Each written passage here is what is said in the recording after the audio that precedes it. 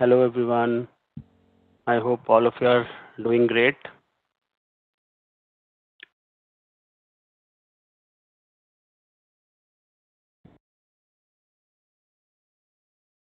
Okay, so my first question, how many of you practiced what we have done?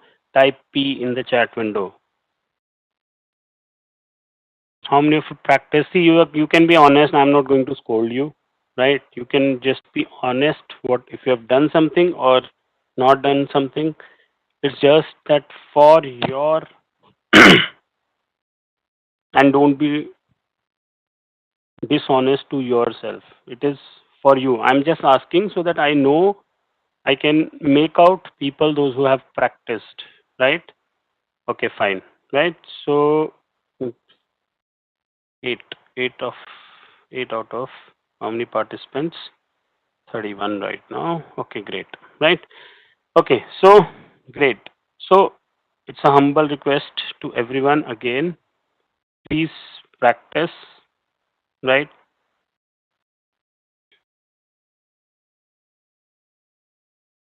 Sachin, you have to import this sales quantity. You have to first import this using import dataset. Okay, then only you will be able to run this.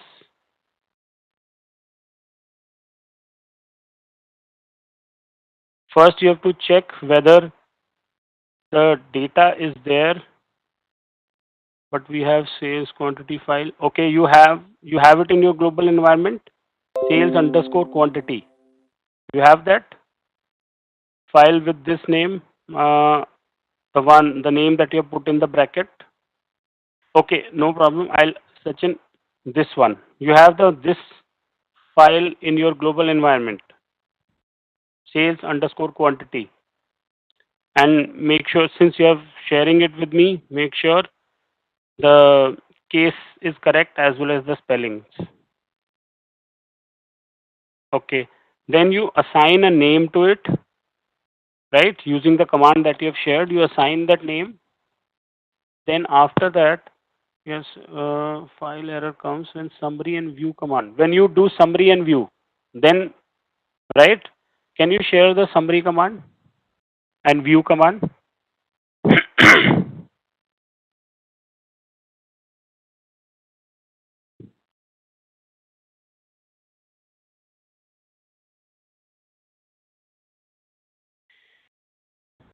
Okay.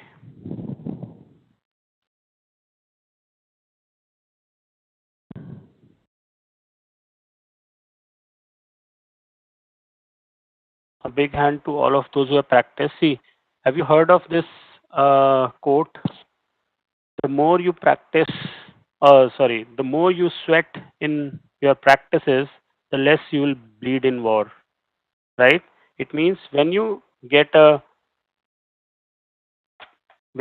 practice environment, like this is your learning environment, right? The more you practice there, the less you're going to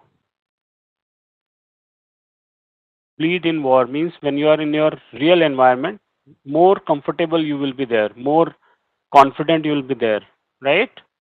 Okay, so on that note, let's start today's session. Okay, summary, sales QT. Okay, Sachin, do you also have sales QTY1? Do you have sales QTY1 in your global environment? No. Then that means the command that you are sharing with me, this one, you have not run this command. Just run wherever you have written this command, just run it. Select it and run it. Okay, you have not run this, that is why summary and sales are not coming. Okay, otherwise in terms in summary and sales, the commands of summary and sales are correct. Okay, only for 1 minute. Okay, but do you know how to give it back to me? Then we'll be in a fix, right?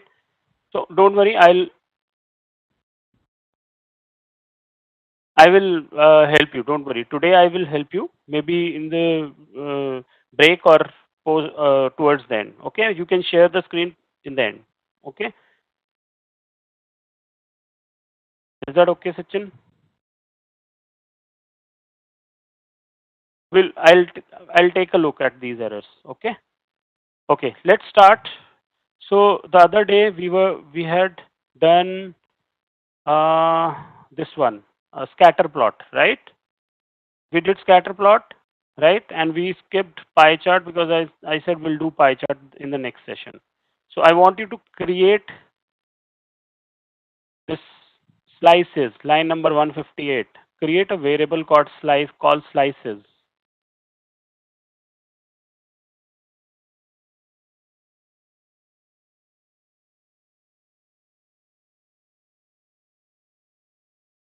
And then create a variable called labels, LBLS. It is having the names of 5 countries: India, Australia, UK, US, and France.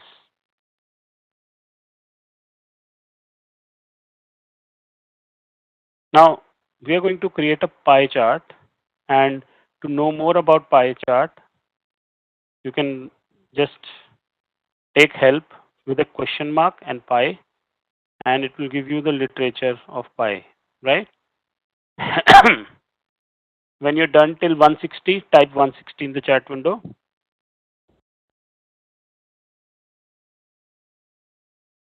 When you have created variable slices and labels, type 160. Okay, good.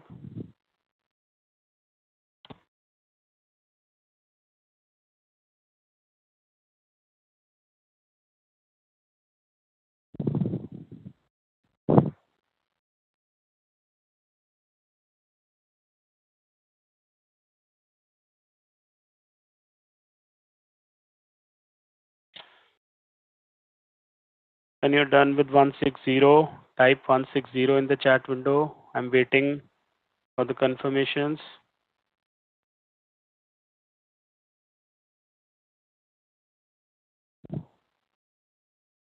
Okay, great. So what we have done, I have created a variable slices in which I have some non-negative numbers, right? See what does pi arguments, if I read the argument, it says x. What is x? Pi, I mention slices, and what is x? It's a vector of non-negative numerical quantities, right? The value of x are displayed as areas in the pie slices. Okay, so these, can you create a pie chart with a negative value? If you know how to create a pie chart, it is just giving you the proportion of the values, right? Put in a circle, right? You cannot have a negative value there. Okay, you will only have positive values, just the way we have created slices which is having positive values. Okay, right? Is that clear? Pie chart can have only positive values, non-negative values. Okay, then I create a pie chart with the command pi. I mention a vector, then I mention labels. Labels, I have to again mention a vector which is holding all the labels. Okay, so this is a vector which is holding the names of the labels. And main, what does main do? Line number 165, what does main do? Title. It will add title to my pie chart. So let's run line number 164 and 165.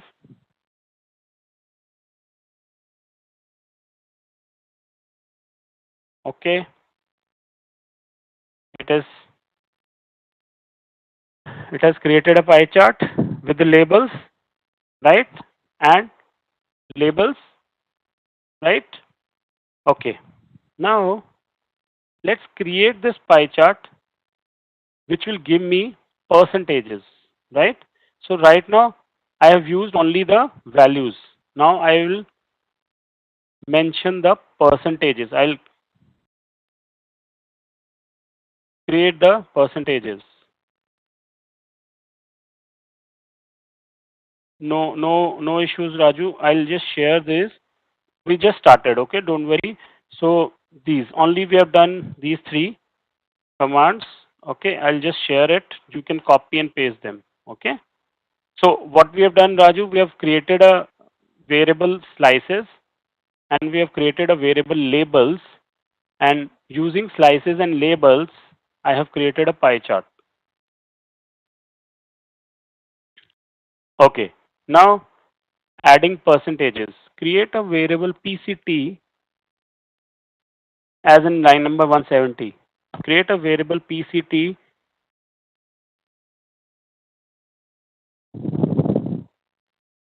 PCT is equal to slices divided by sum of slices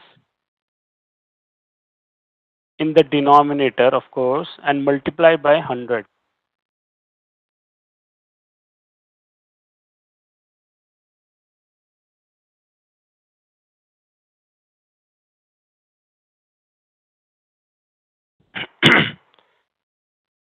So if I run 172, you'll see you have got percentages, right?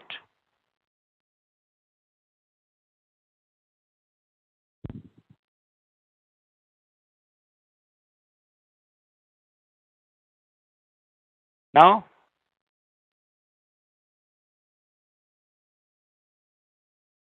there is a function called paste. Okay, 172 done till 172.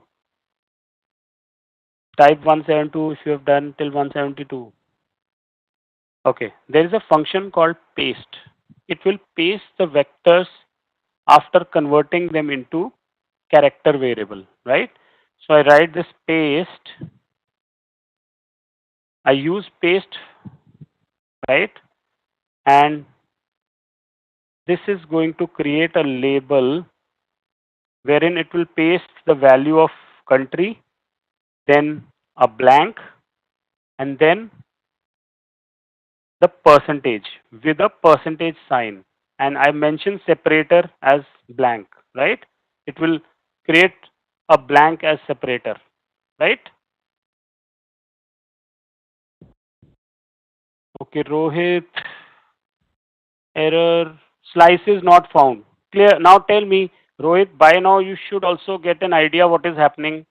Slices not found. So what you have done? What error have you done, Rohit? Try and figure out. Try to figure out, Rohit, and tell me also if you are able to get it. Object slices. Yes. Check the spellings if you have mentioned the slices. And so did you define slices line number 158 and run it also? That is important. Have you run it also? Do you see slices in your environment? To make sure that you have run it, just see whether you have slices. It clearly says object slices not found, right? It means you have to check it in the global environment whether slices is there or not.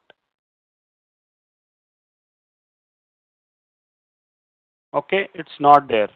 Clearly it is saying it is not there.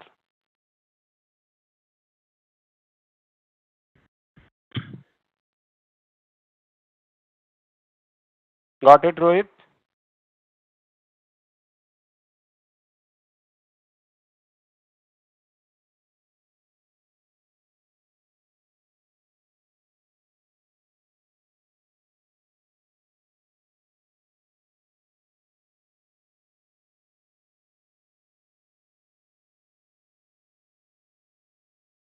Slices.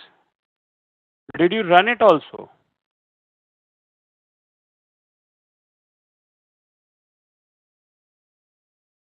See, you have added two brackets to labels. I can see first. Can you see? No. Just a second. Labels, yes. And you are right. You have added there are two brackets after labels. See,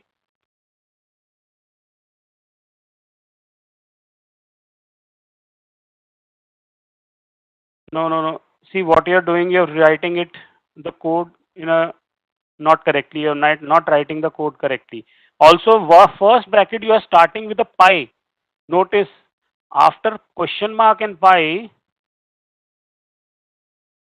you have to just mention slices. That's it. This thing. You have mentioned the complete thing. Complete 158. Just check this command. 64 and 65. Just hold on, all of you. Just give me a minute, right? Okay.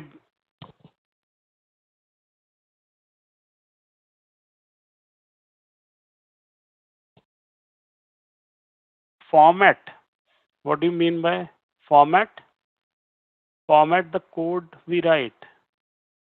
Is there any way to format means? Sorry, I could not get that. Indent. No, no. Yeah, indenting, right? So indenting will happen. Suppose my code was this. If I indent it, it will automatically indent. Okay. When I move it to the next sentence, it will automatically pick the correct indenting. Okay, Pooja. Okay, how many of you have done till 178? You have created a variable labels 1, right? And just check what is coming in labels 1. Can you see labels 1? If I write labels 1, how is it coming? Right? India, percentage, and the percentage symbol. That is what I've created using 177 and 178. Okay. Now, if I want the colors, I want to add the colors of my choice, right? So I will run line number 178.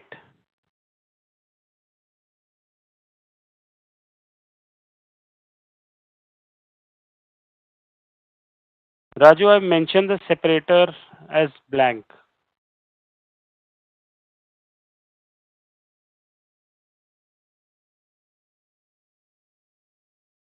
So that in between there are blanks. I mean, it is separating this, not writing everything in continuity.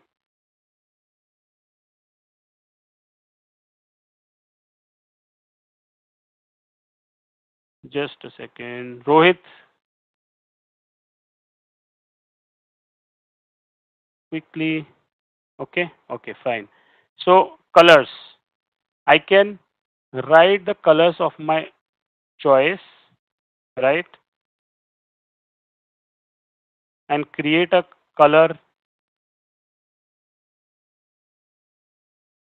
create a vector with color names. And if you remember, we have seen the colors, right? We have seen colors. There are 657 different colors that you can name, right? So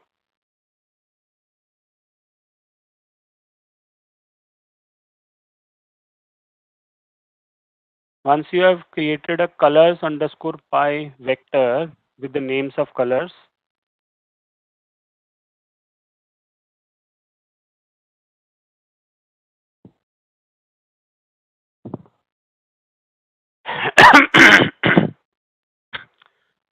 you can run line number 192, 93, and 94.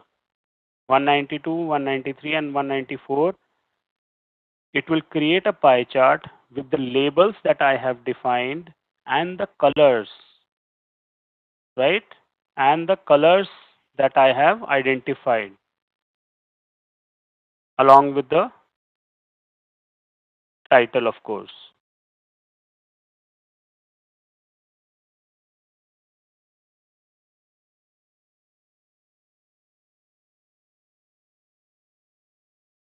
Clear? 194 till 194 if you have done, just type 194 in the chat window. So this is what your output will look like. Yes?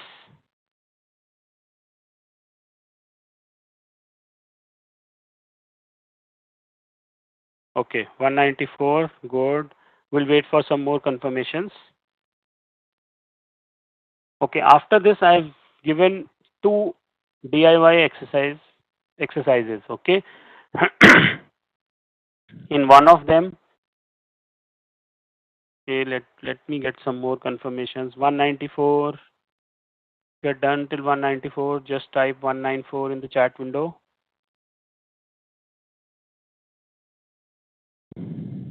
Okay. Thanks for the confirmations. Okay. Right. So after this, I have given two DIY exercises. Right. You can try that. Library. Okay. Before this library, install. I'll share this dot packages MASS. Right. So this mass package has a data set painters, right? So we have used that to create a pie chart, right? And second is a Plotrix package. With Plotrix package, you can create a 3D pie chart, okay? So you can practice these two today. Is that okay, Raju?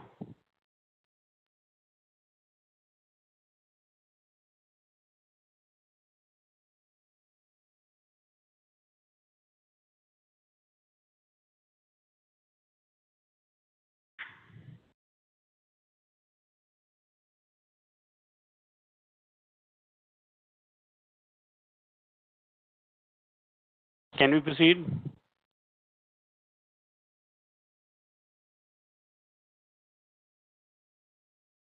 Just created, I need not, I have just assigned it to a variable so that I can later on get it, right? I can later on get it. Otherwise, I need not assign it. I can directly run this. I've just assigned it so that I can later on, if suppose later on, suppose I'm running this, right? We have run these codes, and later on I want to see the pie chart. So I'm not going to go back and get the code, write the code again, right? I'll see pi ch here. I'll just see pi ch and I'll get it again.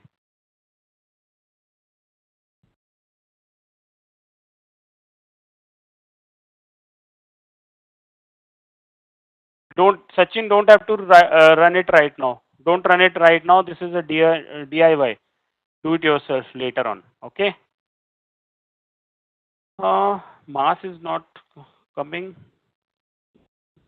Check. It's there.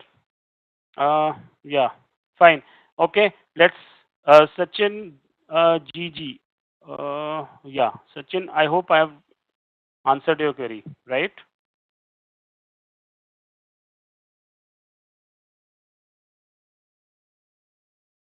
Okay. Then we are done scatter yesterday.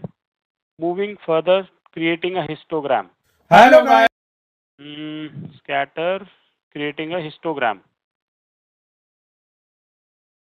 ggplot2 downloads. We will download it today. Just hold on, right? We'll download it today. Okay. Okay. I want you to create this histogram. Before this, okay. Yeah. Call this data empty cars and view the data. We all know how we have worked with this data already, right? Attach. You want to attach it. You can attach, and then create a histogram for MPG. After writing this after attaching empty cars, then create a histogram. So run line number 263. After you run 242, 244 and 246, right? I'll share this because we 263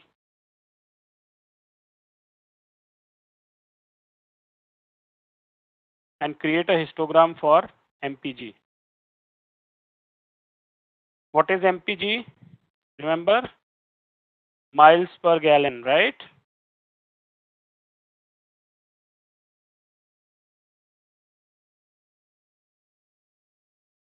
So what is a histogram I hope all of you know what is a histogram.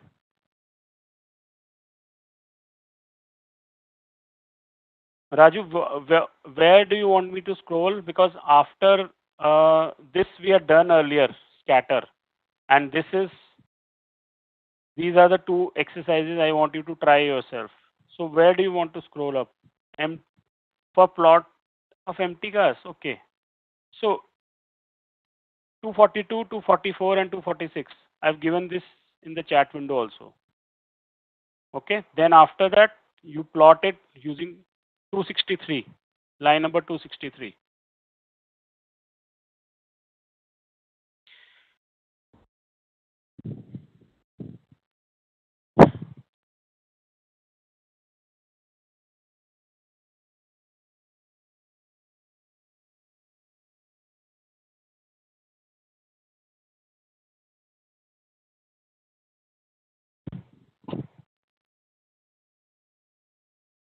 All of you could create the histogram.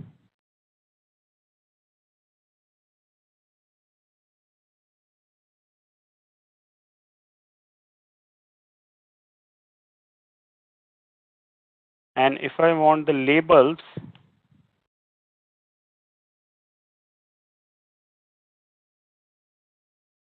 so you need not run line number 265. It's the same as 263. Please reiterate what is the purpose of attach. Okay, sure, Angela. Angela, if you remember, attach. Let me run attach. No, I've already run. Can you see this attach in the console? Right? Attach. Attach is going to mask all the variables in the empty cars and keep it in the memory, short-term memory, and it is going to mask it. It is going to link the variables with the data set. So if you remember, we had to earlier, where is it? Use dollar symbol, right? If you remember, we had to earlier use dollar symbol. Yeah, here is line 265, right? With attach, you need not write the dollar symbol. I can directly write 263. I need not write the name of the data set, empty cars dollar. I can straight away write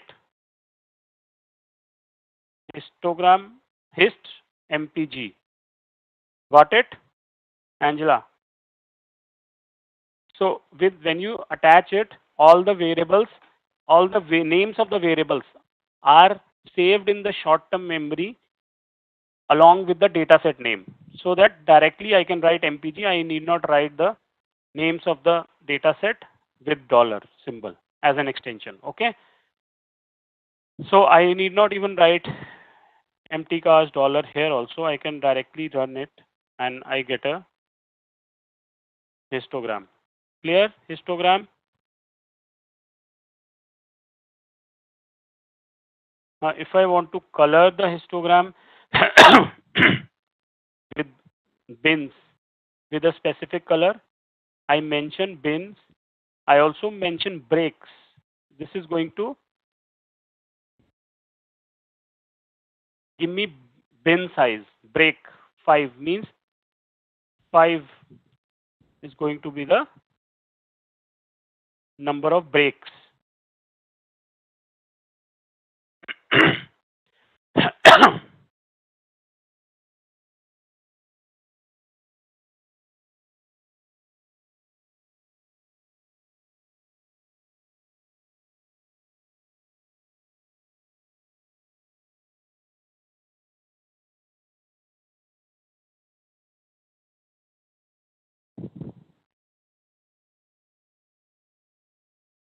If you have done till 276,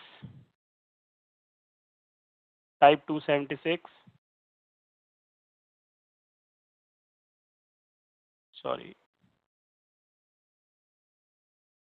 And notice I have colored the border as well, right?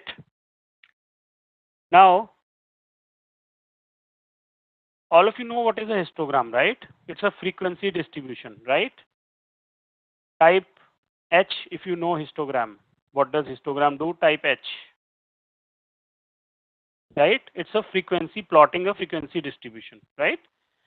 Now, on the histogram, you can create a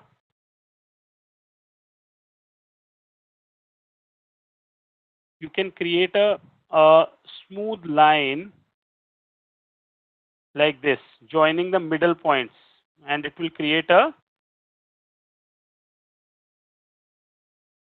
this will create a density curve, right? Yeah, this will create a density curve, right? Brakes, Bharat, how many brakes do you want? Bin size. Okay?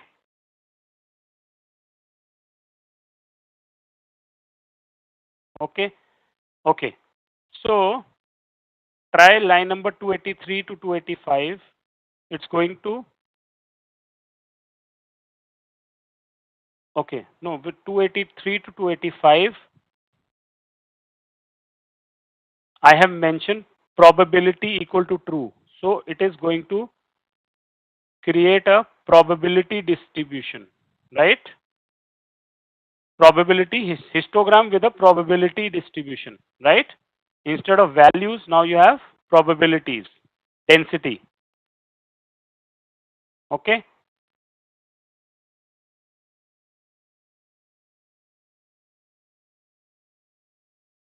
And after that,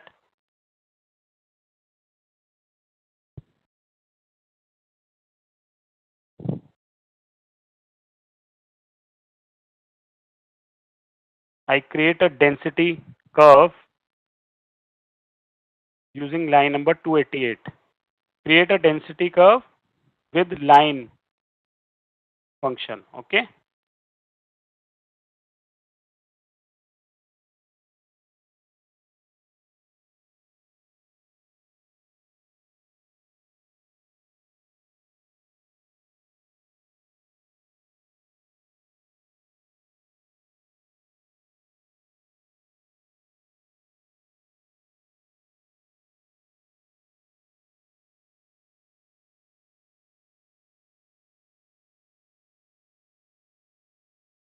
Yeah, Raju, I've shared.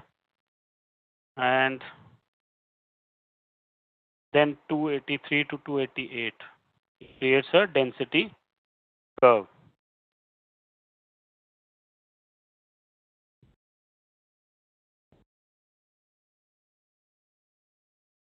Color of density curve. We'll see. I'll change the. We'll see that, right? We are creating a kernel density plot. You'll see how we can change the color there, right?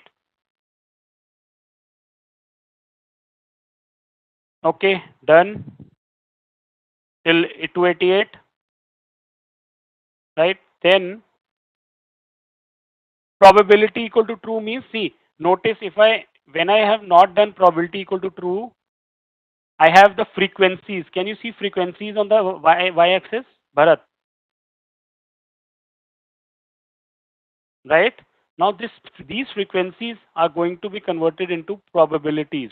What is the probability of empty cars having value between 10 to 15? Okay? It will, when I add probability, see, it will convert it into probabilities. Okay? Okay. Then next we are going to see is what are kernel density plot. This kernel density plot is what I have created on laid out. uh, Not exactly. If I just remove the histogram from this, what I get is a kernel density plot, right? It is usually a much more effective way to see the distribution because it does not have bins, right? So it will give you a smooth idea about how the values are, what is the density of the values, right? Create a plot using, you can create it, we have created it here also, right? Density and with a plot. If I use it plot, it will create a kernel density plot where X is having a numeric vector. Okay, we'll see this, right? Then a density plot is a representation of distribution of numeric values only, right? Over a continuous interval of a or a time period. So on the x-axis we have a continuous variable. MPG is a continuous variable, right? If you just see the MTCast data set, MPG is a continuous variable, right? So over the continuous variable or time, of course, right? Either of this. It is a type of plot that displays distribution of values in a data set using a continuous curve. So it will give me where, so kernel density plot, if I just look at this, ignore the histogram. Okay, let's keep the histogram also. The higher the curve is moving, it means more density I have, more density of values I have. And you can see that we have maximum density between 15 and 20. And the peak of the curve is also there, right? So it will give you the probability where I have the maximum probability of the data. Okay, and where I have minimum probability, where the curve is at its least, at its lowest density. Clear? So that is kernel density plot. Okay, we'll create a kernel density plot without histogram now, right? So I want you to assign write line number 318, assign DP, right? Assign what happened, 318. Okay, now DP is, now when you run density plot, see it will give you how the details of how this density was created, right? Some x and y values based on which it creates the density, right? Minimum, quartile, median, for x and y, right? So I'm going to plot this, or instead of DP, I can straight away write this thing, density M3 cars, right? DP is nothing but density MT cars dollar MPG, right? So instead of assigning it to DP, I can directly write density M. Yeah, this is correct, Nutan. You can straight away write this.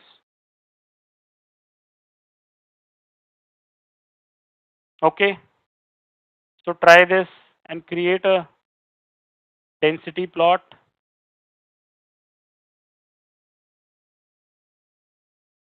without color. And if I want to add color to density plot, I mention color equal to and border.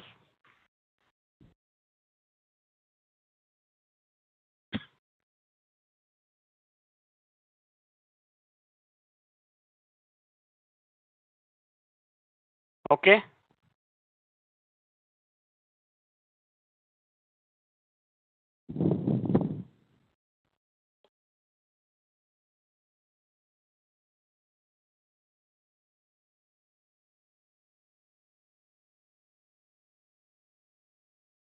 Got it? Density plot.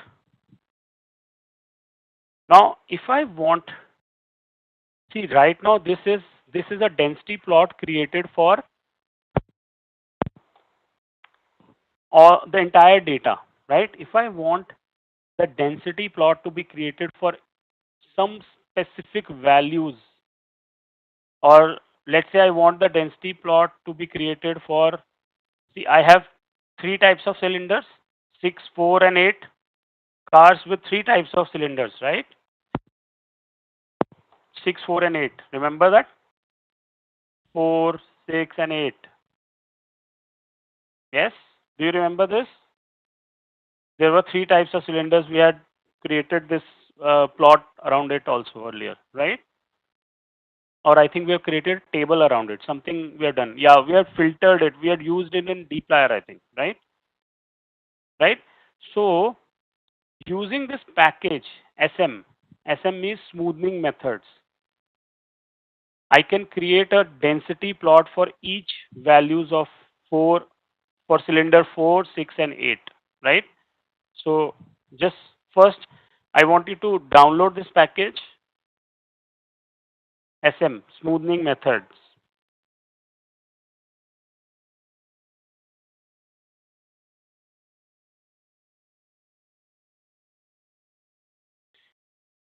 Then if you have already run 355, 56 and 358, no need to run them again if you have already attached it.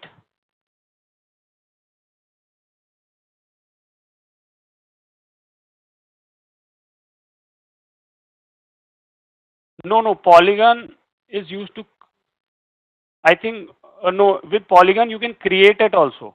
So with Polygon, yeah, see, with plot, I do not have this option. With Polygon, I can create this color. Yeah, right, Bharat. Okay, okay, smoothing method downloaded, activate it. Activate means run library SM. Then plot densities based on sm dot density dot compare. It's going to create a density plot for miles per gallon for each of the cylinder. Can you see each cylinder? So there are 3 cylinders, right?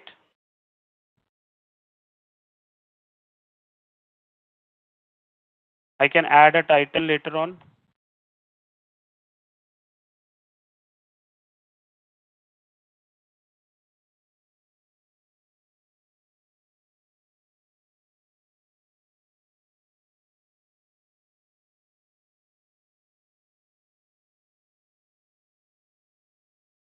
Okay.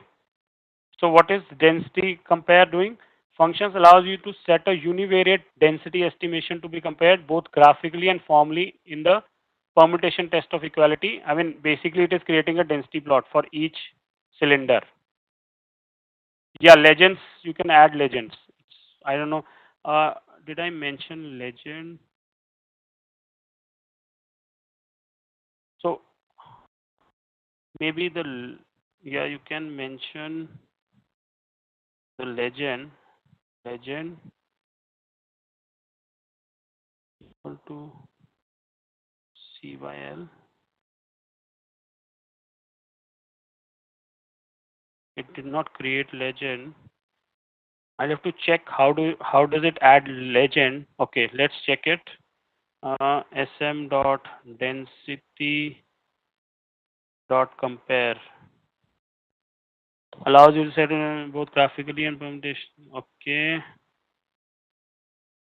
so if I see legends equal to true, okay, fine. Then uh, and let me check how legends are added. Levels.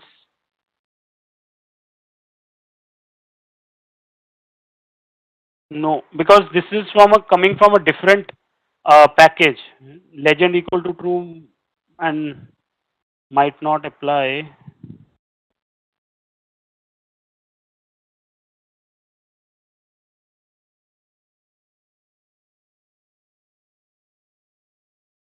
Yeah, I'll have to check how you can add legend here. Display. Right. I'll check and get back because it is not giving you the legend option there, right? So you'll have to go through the literature and see how you can add legend there, right? Band equal to the only two side. No, it's not giving you legend option, right?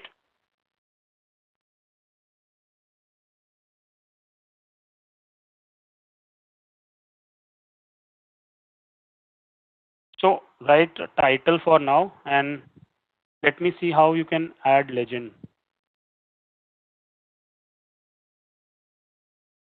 You mean no?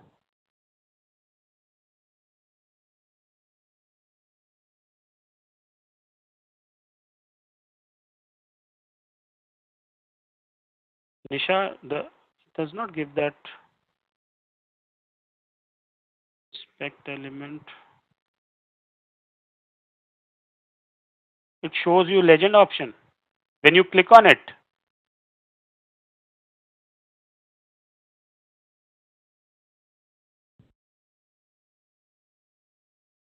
it is not giving me that option.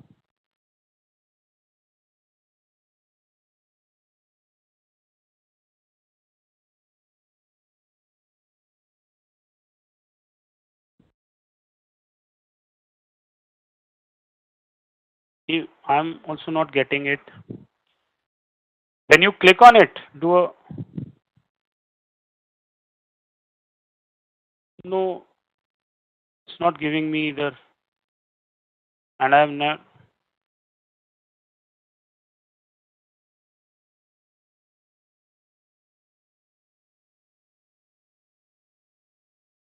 So you click on it and you get a legend option. That's, I've never heard of it. Okay, we'll see that, right? We'll see how you can add legend. I'll get back to you on the legend. How you can add legend with SM density compare, right? Let's proceed.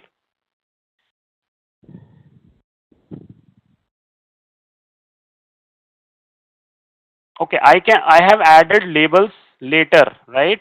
I've added labels by, okay, I have added labels. Okay, I see.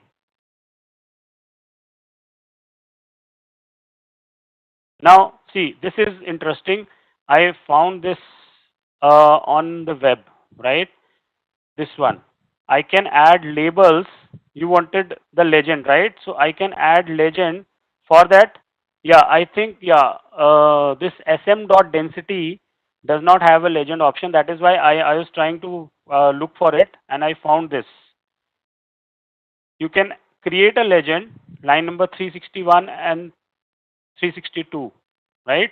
Create a factor variable with three labels and four cylinder, five cylinder, six cylinder, and eight cylinder. Okay, create this. I think you have run this, Nisha, right? Yeah, you have run this code. That's why. Got it.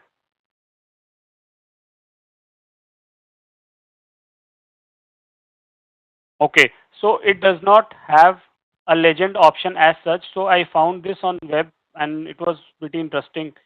Wherever you click, the legend will come on its own, right? So for this, you will create this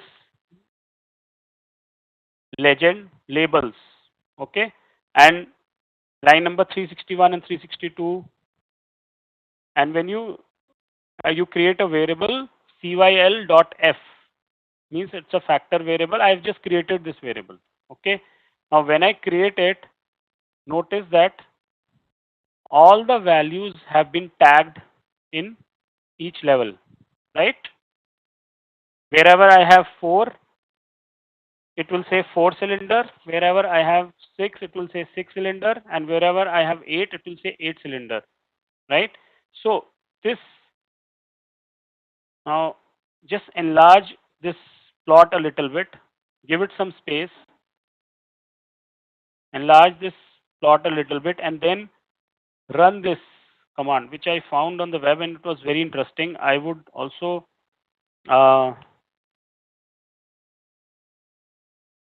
run this 368 and 369, and when you run this color fill, and then you hover the cursor. After running this, you hover the cursor on the chart. Can you see this plus symbol? Yeah, please write it, then you'll just see this plus symbol. Instead of that cursor, can you see the plus symbol?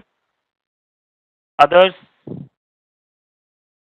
just pause for 1 second.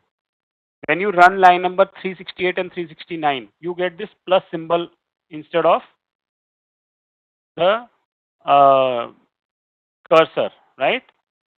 Now, what is this command doing? It is creating a locator. Instead of cursor, it converts the cursor into a locator, and when you click anywhere, you get the legend. Okay, now this was not correctly placed, so I will rerun this, right? And then I will again run this and I'll put a cursor. Okay, so it will create a legend. So I think M smoothing method library, sorry, smoothing method package does not have a legend option. So this is a way I found it. You can add a legend this way. Okay, not colors. Arush, did you run this line 361 and 362? Yes. Can you share the code for 361 and 362? And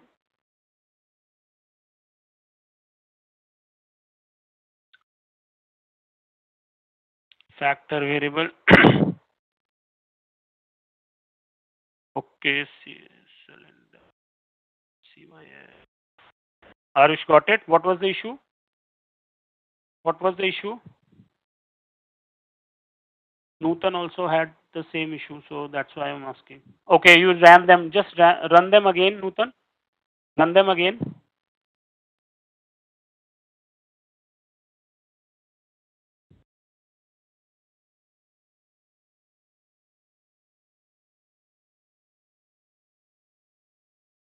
Okay, it will create a legend, right? Clear?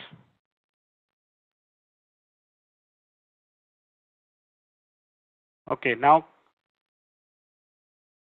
yeah, Nutan. Okay, no problem. I'll maybe we can just I'll just take a look at your screen towards the end and we can figure it out. Okay.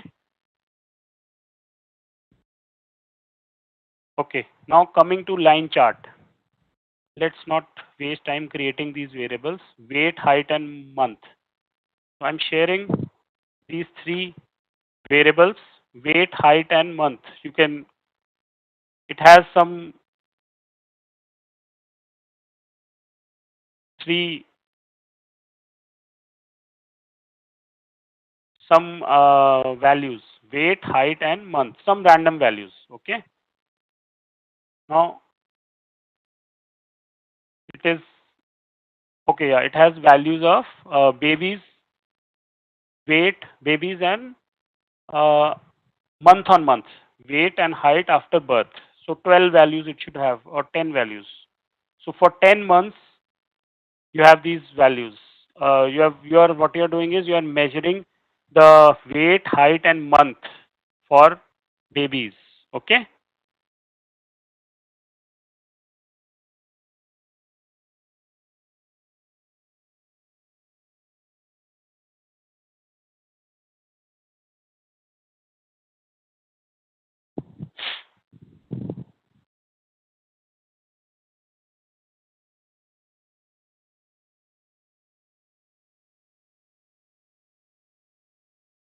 Then you create a line chart using plot. Now, since you have a continuous variable and plot is going to create a line chart for you.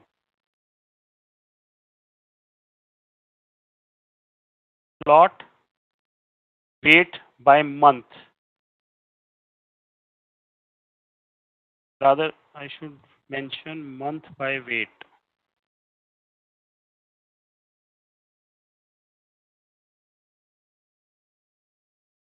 Month by weight.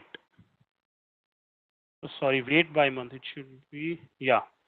I will mention plot, month, and then weight. Okay. So month is plotted on x-axis and weight on y-axis. Now, when you are done till 385, just mention PCH. We know. Remember PCH, plotting character. Do you remember PCH? Now there is this. I've mentioned something called type equal to B, right? Right. So first, write till 385, then I'll explain what is type equal to B. First, write till 385.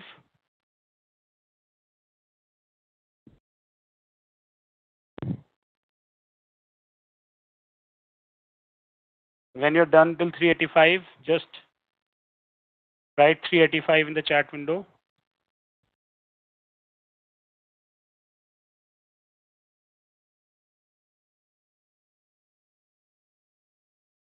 Okay.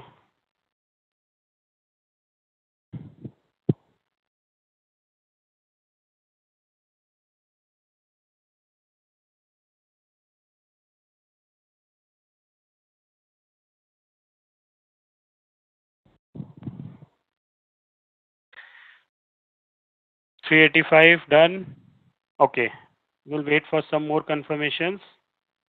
Now, what is this type equal to B? When I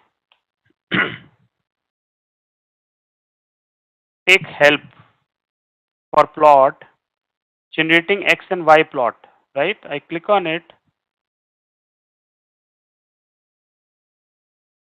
Can you see these are the different types of lines that you can create?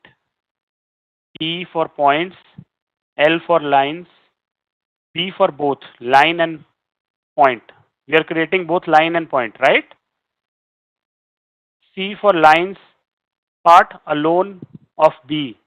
O for overlap plot, H for histogram density, S for steps, again capital S, and then N for nothing, no plotting, right? So we don't have to go through others, right? Just remember this B, type is equal to B is going to create a line chart. If I just want only line, I just write type equal to L and C. I will create only line chart. Can you see? If I want only plot, only that, what was it? Points. So I write type equal to P, it will create only points. Clear? Type equal to B.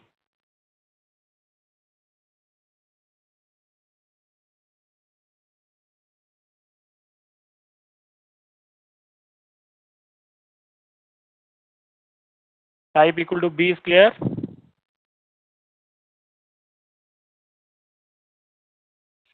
385 done, right? Okay. Now creating a box plot. I explained box plot in very detail, I remember, right? We had discussed box plot, and I'm sure now all of you know why do we use a box plot. Who will tell me why do we use a box plot?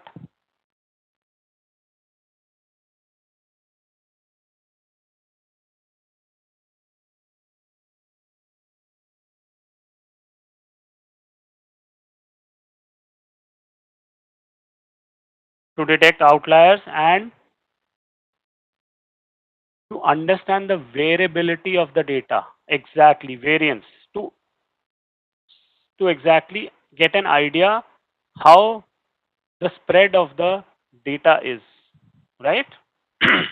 Yeah, dispersion in 4 quartiles. Yes, Vijendra, right. Excellent. Okay, right? So we are going to create a box plot. First, we are going to view the data air quality. There is an inbuilt data in R called air quality. Just view this data and let's see what is this data about. New York air quality measurement. Okay, this is a data having details on, there are 153 observations across 6 variables: ozone, solar, wind, temperature, month and day, right? Okay, and the definition is also given: ozone, solar, wind, temperature, right? Okay, so we have seen this data. All of you have viewed this data. Just view this data in R 393. View this data. Okay. Now I am going to sort this data for unique values of ozone. So what I've done, I have first calculated the unique values of ozone, right? With the command unique, I can pick up the unique values and then I sort them, put them, I get the unique values. So how does this sorting help? If you remember, when we created a box plot, what was the first step we did? Sorting, right? It will help me understand what is the lowest value, what is the highest value, right? And if I sort it and see the output, I can easily make out my lowest value of ozone, then the highest value of ozone, right? And then maybe this is 61, 62, 63, 64, 65, 67. So somewhere 33, 33rd value, right? Or 34th value rather, 67, right? So 34th value is my, what is this 34th value? Who will tell me what is this 34th value?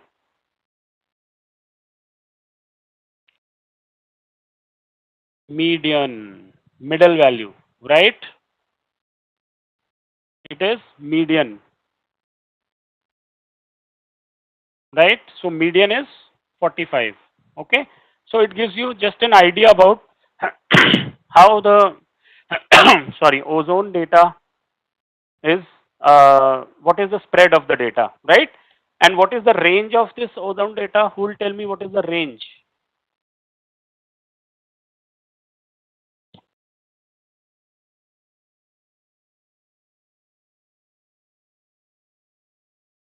167. Everyone agrees? 168 minus 1, maximum minus minimum. Okay. Okay. So we are going to create a box plot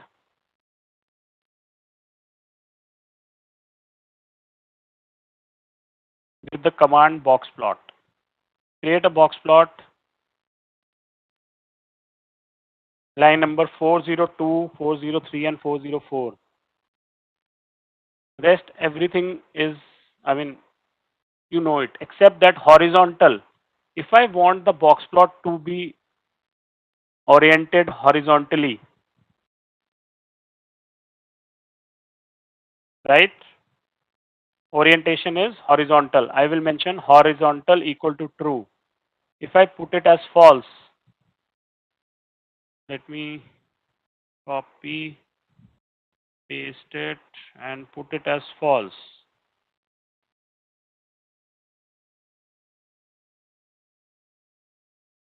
Okay.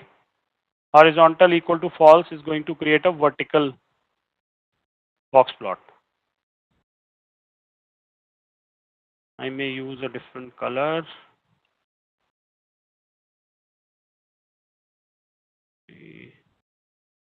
I'm just trying some random numbers for colors. Okay. 50.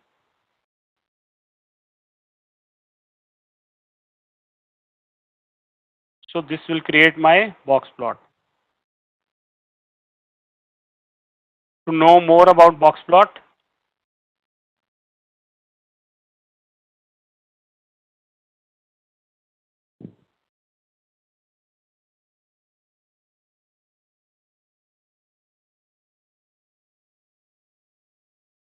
you can go through it for more arguments, maybe giving more detailed, adding more details. You can just check this.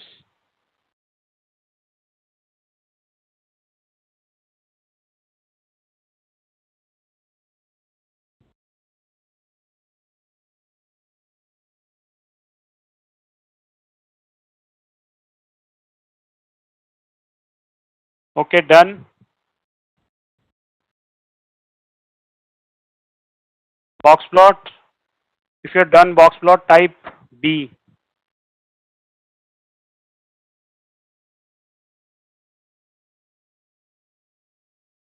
B. Yeah, Sachin, it's B. Okay. Fine, that's okay. I got the message. Okay.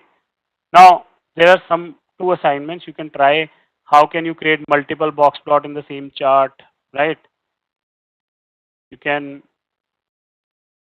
try creating it, or you can even uh, Google it, right?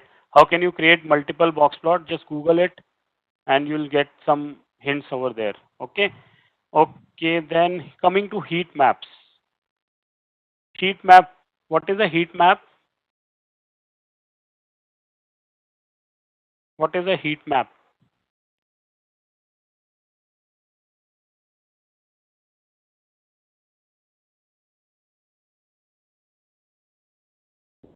Any idea? What is a heat map?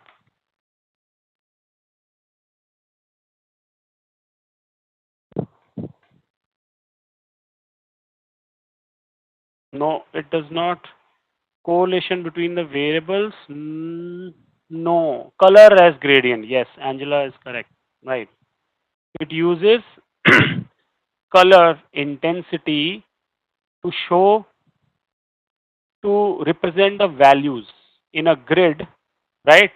In a, not a grid, or in a, I would say, uh, crosstab. Crosstab is a table, right? In a table or a matrix, yeah, right? Like this. It will use color in to represent these numbers, right? So looking at the color, you can get an idea. Gradient, it uses gradient colors or sometimes different colors also, right? So looking at the heat map, you can get an idea how the numbers are, which numbers are more, I mean, where the numbers are large, it will, the large numbers will be colored by a by a similar type of colors, and smaller numbers will be colored by some other type of color, or it could be a gradient of colors, right? Right. So what we'll do is, but see what is happening, if I create a box plot for, or sorry, if I create a heat map for this, right? Let's say I create a heat map for this, right? Every variable has its own scale. Every variable is around its own scale. Measured around its own scale means ozone has some scale of values, then temperature will have some scale of values, month and day also has some scale of values. Exactly. First we need to scale it so that I have all the values on a, so basically what I'll try to do here is I'll standardize it or normalize all the values, right? See, wind is moving between, let's say, between 0 to 20, whatever is the measurement, let's say wind speed. Temperature I'm having between some other range. Ozone I'm having some other range, between some other range. So we will first normalize it or rescale it, right? So first I want you to view, okay, you must have viewed, right? Let's take a look at the summary. Notice that this, why did I, uh, there are some NAs, no, not in this data set. Air quality we had NAs, right? So just one thing I wanted to, if you, I think view air quality, let's write summary. Now with respect to, just this is not regarding the heat map, I just want you to show one thing, that summary also gives you an number of NAs. If I write summary of air quality, notice it will give me NAs. How many NAs are there in the data? Can you see? Earlier when we had run summary, there was no NAs in the data, right? So just wanted to show you that summary also gives you the NAs. Okay. Now coming back to the uh, heat map, right? So how do you rescale the a data set, right? Let me discuss this with the help of an example. Scaling, right? Suppose I have 5 customers, they bought product X, right? The product X with different quantities. right? They are sales of X. They might have bought more quantities here, right? Let me put, yeah, they have purchased some uh, product X, right? Maybe at different values because of some discount operating and something like that. And then they bought some product Y, right? Notice the scale of product, the sales of X. It's very different from the scale of product of Y, right? Let me put there as 3 quantity, 2 quantity, right? Yeah, this is better. Okay. So this product X, suppose there were different qualities of product X, right? So they were bought and quantity, and then there was product Y. It was bought at this. So clearly you can see product Y is at a very different scale, right? The price of product Y is at a very different scale than product X, right? Yes. Okay. So how do you rescale them? So if I have to create a box plot, sorry, again, if I have to create a heat map for the sales of X and Y, right? It will look like sales of Y are always in the lower value, right? But if I want to compare them, sales of X and Y, how the values are with respect to average or with respect to the total, how the values are moving, right? I will create a total for both of them, right? With I'll multiply this with quantity, Y also with quantity and create a total, right? Then I will use this formula to create a to rescale them, right? X minus X bar. X bar is going to be the uh, average, right? Divided by the standard deviation of X. So I will get rescaled values or normalized values, right? Now, similarly, the same thing I'll do for Y. I will get rescaled values for Y. Now, all the values of X and Y, they have now being rescaled and brought normalized and brought to a same scale. Okay, that is what scaling does. Scaling is a process of standardization of the data. In data processing, it is also known as data normalization. Okay, and is generally performed during data pre-processing steps. So usually when you are doing EDA, explorative data analysis, you want to see how the values are moving for two variables, but both the variables are at different scale. I want to, let's say, see what is the percentage rise of the values of X compared to that of Y. So in such circumstances, I need to scale them, rescale them, right? Okay, is this clear? Scaling. Now let's see how do we scale them in R. How do we rescale the values in R? Simple. I just use this command scale empty cars and I create a data frame called df. And if you see this df, if I view this, can you see these are the rescaled values? You don't have to remember the formula for scaling. It will do the scaling, rescaling on its own. Okay. So this data has been converted into this. Oh, sorry, not this one. Um, view empty cars. This data. Now see, in empty cars, can you see I have miles per gallon with a different scale, dispersion with a different scale. Now all this data has been rescaled. Okay, this is called normalization of the data, rescaling the data. Now when you rescale the data, you just create a heat map of the rescaled data set using the command heat map. it will create a heat map like this.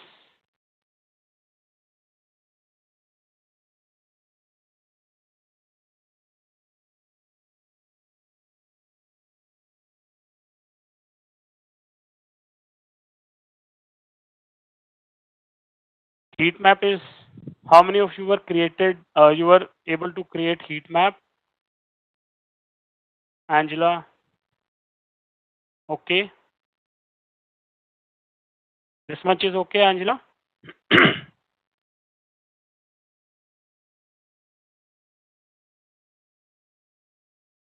Okay, now you can see the color intensity is giving me an idea where there is more uh, density, or where the numbers are extreme, right? And this heat map can help you create a cluster. Can you see this? With this heat map, I can easily see probably these two cars are from a similar cluster, means they have similar features, right? Then these cars, right? They have dispersion cycle HP weight carb in a similar range, right? And similarly, these variables in a similar range, right? So I can easily create a cluster. I can see three clusters here. Can you see three clusters? Are you able to see the three clusters? And the third one? Yes.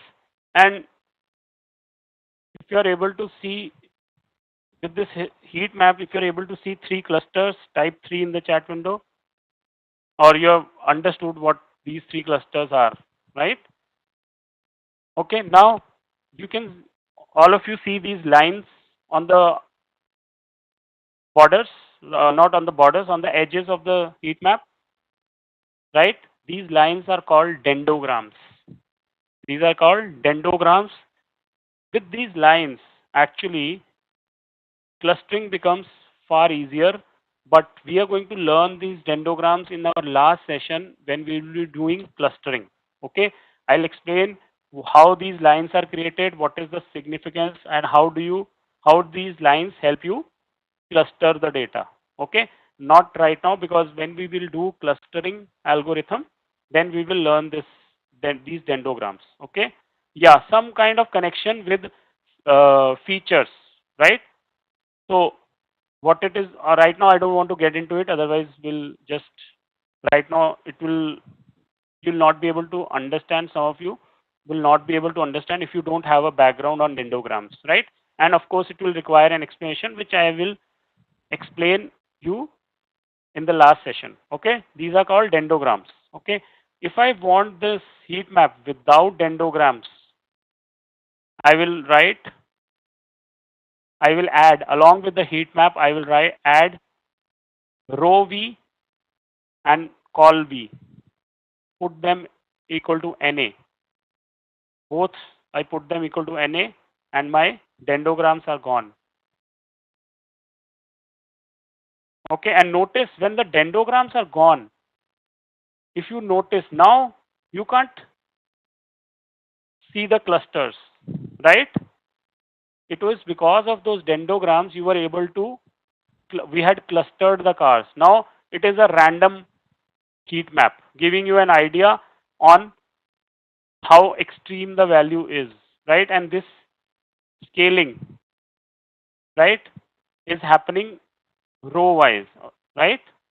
Right now the scaling is happening row wise, but if I want the scaling to happen column wise, I will mention scale equal to column. Along with the name of the data set, I mention scale equal to column.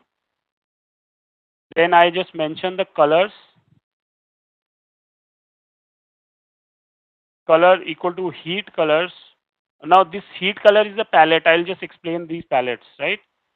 You can go through there are different palettes, color palettes, right? We will, I'll just explain these. For now, just write color equal to heat dot colors 256.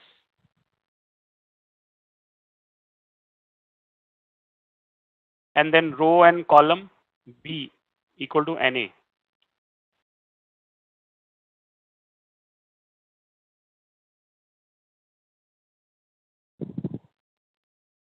Okay, now my scaling is done column wise. Okay, means now the heat map is having these colors column wise, values of cylinder. Depending on the values of cylinder, you have the colors. Depending on the values of MPG, you have these colors. Okay, clear column wise how to. Okay, can we proceed now? Okay, heat map. If I want a different color palette, rainbow, I can just write rainbow 256. 256 are colors, so these are basically color palettes. You can coming from color library, I think. Uh,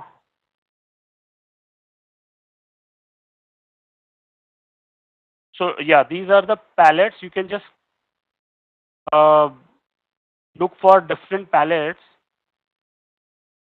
by Google. You can use Google R color brewer, right? This library, you can Google it and you will see different color palettes there, right? You can try these different palettes using this library, various other palettes also.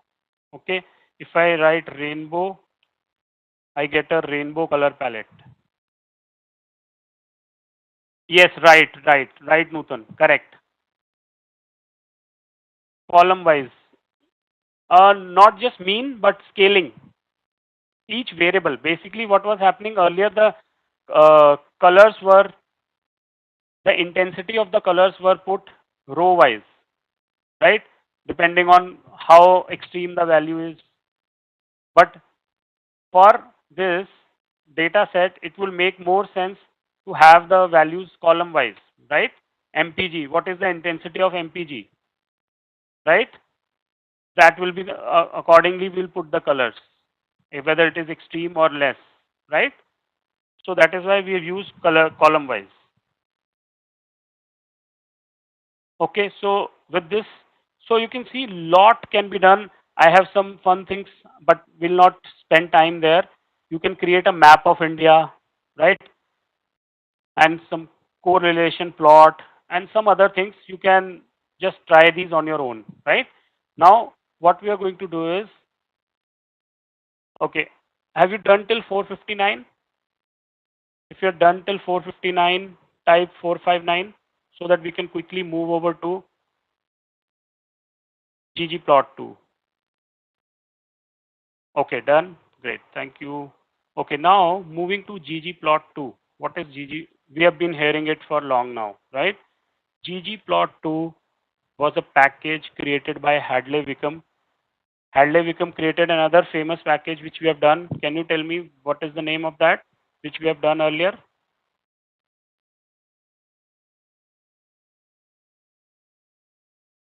If you remember, dplyr, right? So Hadley Wickham has been a very huge contributor to R. In fact, I think he sits on the board of R also. Something, I mean, he has a huge stake in this R community. Okay. So understand the graphic capabilities with ggplot2. Hadley Wickham has written this package ggplot2. Earlier it was ggplot, but then he upgraded it, so it became ggplot2. Now,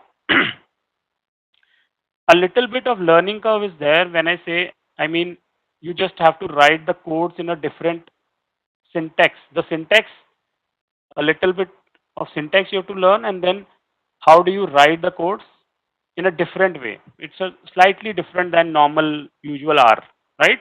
So you just have to learn that. In ggplot2, I hope all of you have downloaded ggplot2, right? So activate it by running library, right? We write the code in layers, right? ggplot function works in layers separated by plus sign. Means, how do you write? First, I will mention data, then plus symbol, then I mention geometry type, right? Geometry type is whether I want to create a line, bar, what is the geom type. And then aesthetics, color, border, then xlab, ylab, all these are mentioned in brackets. So this is one of the structure of writing a ggplot code. Okay. First I mentioned data, then geom type, and within bracket I mentioned the aesthetics. Okay. So, okay. Till now we have been using library for library for activating the package, right? Yes,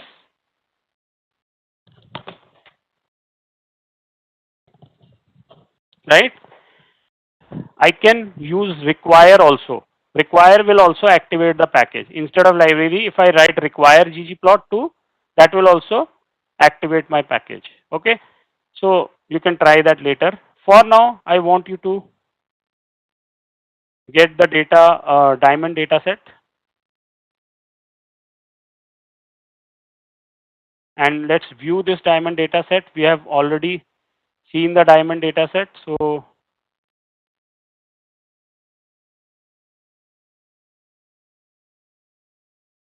I'm sure you are a little bit aware of what is this diamond data set. Some structure summary at least you know, right? I mean, how big is this data set? Something 50,000 observations are there, right? And then across caret, cut, color, you've seen this, right? Some data is there, right? All these. Now, let's create a histogram for GG using ggplot2. Okay, now ggplot2, yeah, this is difference between a normal plot and a ggplot2. Graphs created by ggplot, right? Okay, we will do this difference later. First, yeah. So as I said, I will write ggplot2, sorry, ggplot. First, I will mention data. I mention data equal to diamonds.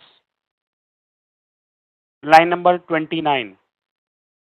Then I add a plus symbol. Now this after plus, this is my first layer. This is my second layer, right? Wherein I'm mentioning the notice geom underscore histogram. When you write, okay, let me write this command ggplot, right? Diamonds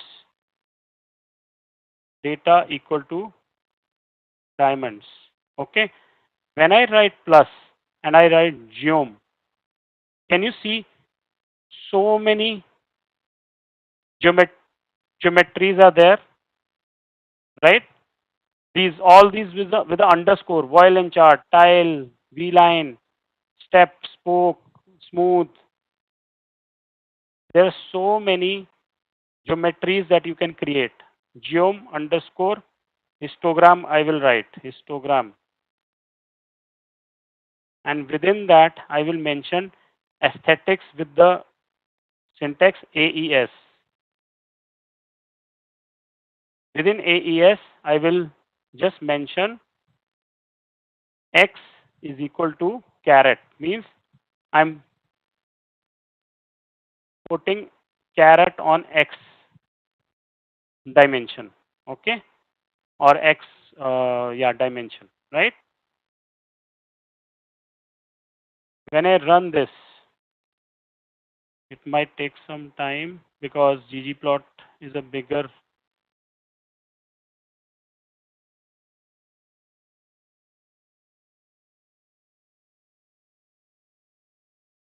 Invalid graphics, what happened?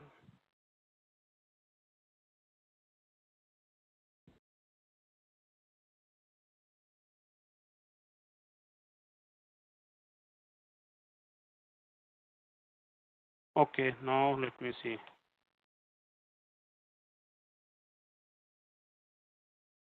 Wait, some issue. Are you able to create the graph histogram? Yes. Some issue with. Okay, good. uh some error is coming. Invalid graphics state, error in call dot graphics. I think graphic it is not able to call. I mentioned AES. I mentioned AES.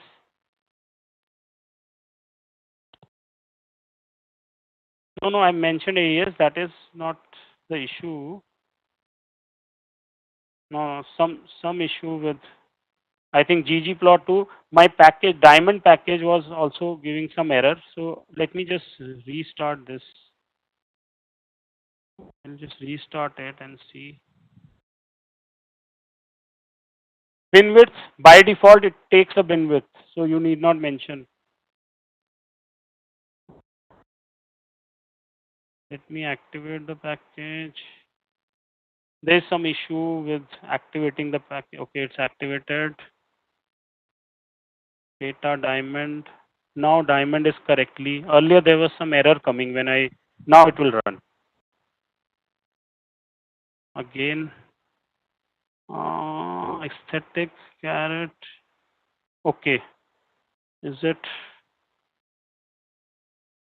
the space issue? Not the space issue is there.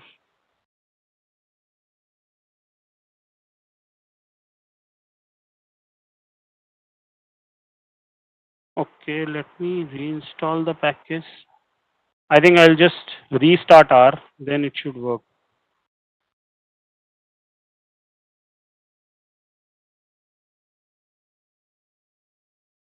Angela, how to get data?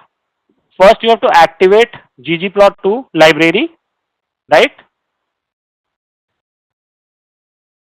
Okay, and then data diamond. Just call that data. Okay, I'll restart R. Okay, let's take a break. I think I'll just check in the meantime what exactly is the issue, right? Yeah, it's an inbuilt. Yeah, right. It's an inbuilt data set. Okay, right? So,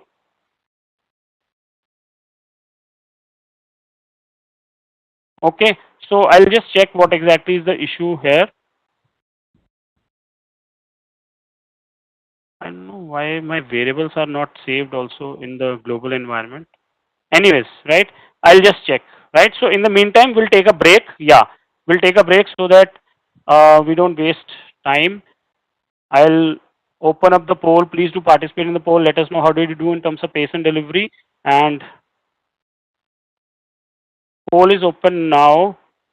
And we'll take a break for 20 minutes. We'll take a break for 20 minutes today, right? So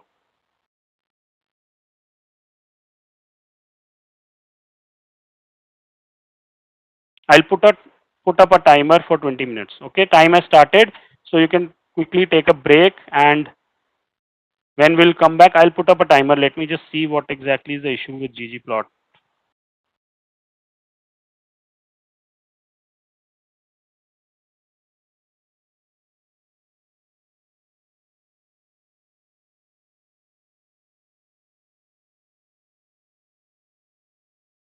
Now it has run. So fine, right? ggplot has run. I don't know.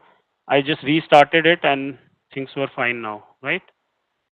Okay, fine, right? So we'll come back as per the timer, right?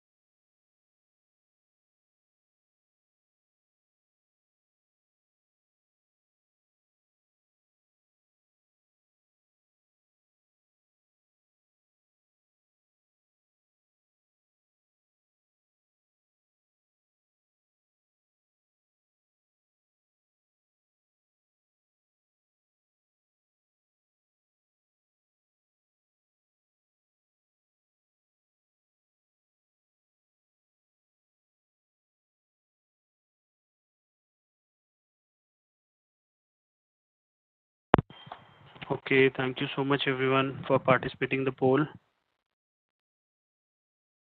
So we'll continue with ggplot, right? Please give me a confirmation if I'm audible.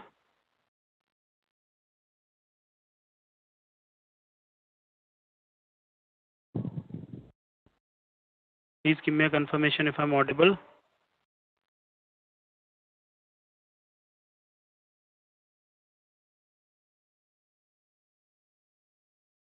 Yes, okay, great. So let's continue, right? So we had run this line number 30 or now 29, right? And we got this graph. All of you got this graph, right? Now, by default, there is a bin width that is um, created, right? I can define my bin width by using the command bin width.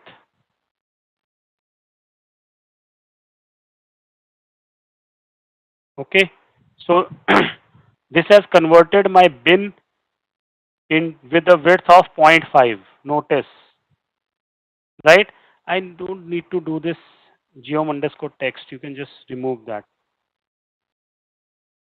Okay, bin width.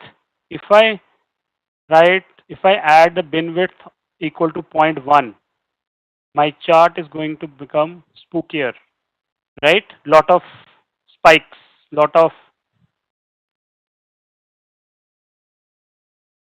right? Clear?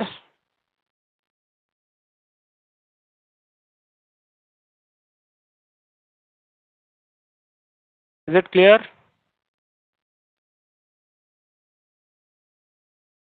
Right? So did you notice the difference between this chart and the chart we were creating when we were creating the charts in base R? Yes, there is a difference with ggplot2, or right? This is, we've just created the first chart, but let me take you through some of the differences that you'll find in the two.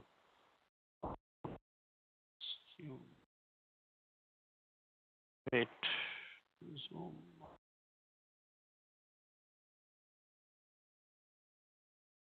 Are you able to read my screen? Are you able to read on my screen the text editor? Is it readable? Yes, everyone? Okay, then I'll keep it at this, right? Okay, fine. Difference between base R. Base R and ggplot2. Right, you can see grid, one difference you said, right? Beautiful background with grid, X and Y are neatly placed, visually appealing charts, they are neatly structured. Yeah, Bharat, bin width is the width of the bin in histogram. I'll just come back to it, right? Just give me, because I'll have to go back to the code, right? I'll just explain, okay? Then visually appealing charts, one type of graph can be easily transformed into other. We will see this, right? Takes the labels on its own. Did you see? It took the label on its own. You did not mention caret and count, right? It took the label on its own. Then advanced functionality, which will be very lengthy with base graphs. So if you have to create a similar graph on base R, you will have to keep on adding things. We added grid, remember? We added in grid, right?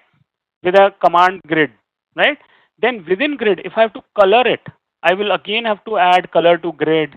I'll have to add color to, I have to add so many things to get a neat, so it will be a multi-line code if I have to create a similar graph in base R, right?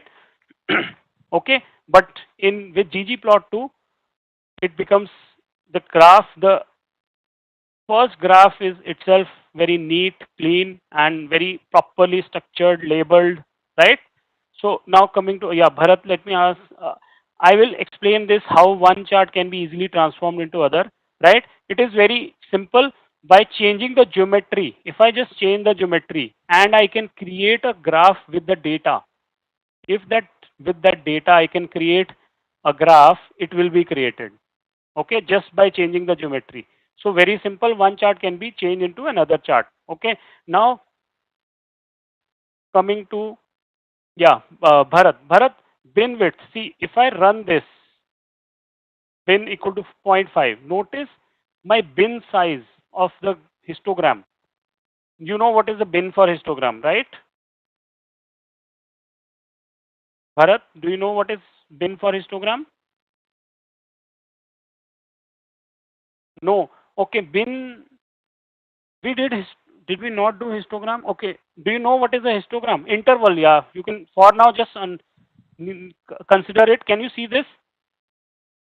This, this width. It is zero point 0.5 or 0.25 on this side, 0.25 on this side. So zero point 0.5 is the bin width. Okay. Then this width is zero point 0.5. Okay. Right. So we'll see. What I'll do is I have this histogram. I think I shared the histogram in the basic. Did I share histogram? Bharat, you can go. No, I don't have histogram here. Frequency distribution. Bharat, this you can go through this. See, histogram can be created for a continuous variable, right? It has to have one continuous variable. This, can you see? What I am doing here is I am creating a class 0 to 20. How many data points fall between 0 to 20? So this 0 to 29, 20 to 29, right? This become my width of the bin, and this class is called a bin. Okay, Bharat. This, what I have done is I have created some bin size, and then I started plotting. You must have done this exercise in your school. Yes, if you remember, wherein you put tally marks and you used to cut the fifth one. Don't remember, right? So, okay, no problem. So we create the bins by dividing the maximum value with the minimum value, and then dividing it in some size. Now this, the bin size here is 10. Okay, 20 to 29 is my bin size, and I am plotting, I am creating tally marks. Whichever 21 number falls in this, so I put a one tally mark. So this will give me the of frequency distribution. How many students scored between 20 to 29? 5 students. Okay, getting it, Bharat? So this is called the bin size. Okay, for histogram. Is that clear? Right? Okay. So here, if I mention the bin equal to 0.5, right? So 0.5 is my, notice that this is 2, and if you notice from the grid, one grid, this is 1, and so you can see, easily see the width of the bar is 0.5, bin width. This is called bin width. Okay. If I do bin width equal to zero point 0.1, notice it becomes spookier. Now 1 unit of carrot is divided into 10 bins. Okay. Not every bin is going to work, right? It will depend on how the data is. If I write bin equal to zero point 0.3, I'm not sure. 0.2 should work. Yeah, zero point 0.2 is working. 0.3, it might not work because, yeah, it's working. 0.3 is also working. If I put the bin as 1, let's see if it works. Yeah, it is also working. But beyond that, it might not work. Okay. So it might not that I create a bin size of, let's say, 3. It might not work. Okay, it's working. Earlier it did not work. It used to, all the bin size were not working some time back. They used to not work, right? But now I think they are working. You can see now the bin size is 3. So within this value, whatever is the frequency, you can see maximum of the carrot are falling in this bin. 0 to whatever is this, this is 2. So it is not 0, this is -1. -1 to 2. 3 is the bin size, right? So you can say maximum of the caret values are between this because we have some 50,000 values, right? Okay, so that is what bin is. Clear? Can we proceed? So let me put it 2 here, or not 2, I'll put it point, I'll put 1. Yeah, still gives some idea. Okay, fine. Okay, now I want all of you to import sales quantity. Click on import dataset from Excel, import sales quantity.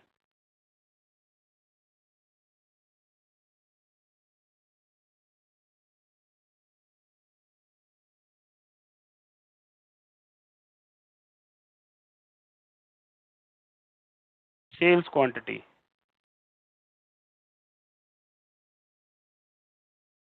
Uh, Rohit, what will I make out of this? Please show. What do you want me to show?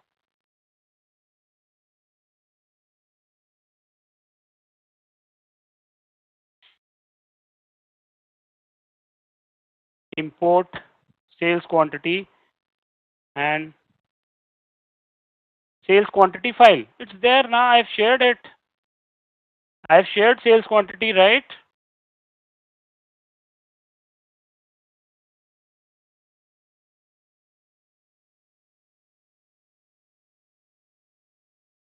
Okay. Can some of yeah. Can you please did I share this fourth session, fourth module, data visualization? Have I shared this? Yes. Okay. Then it has now. Rohit, go into this. I've already shared this in the Google Drive. Go into session 4, data sets. You will find sales quantity there. Okay. How many of you have imported sales quantity and named it as SQ? Let's name it as SQ and let's view this SQ. Type SQ if you have imported and viewed sales quantity. Type SQ. Rohit, you can download it from the Google Drive. Quickly download it from the Google Drive. Can someone please share the link for the Google Drive?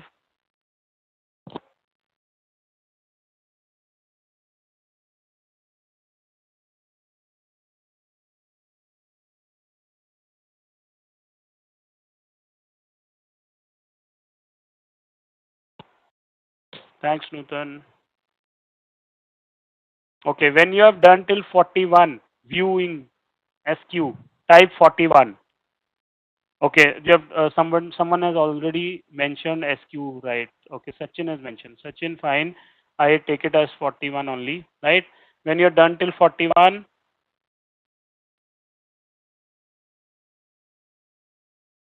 okay, we'll wait for some more confirmations. Sachin, sales quantity 1 file is there in the Google Drive. Is there in the Google Drive in dataset 4.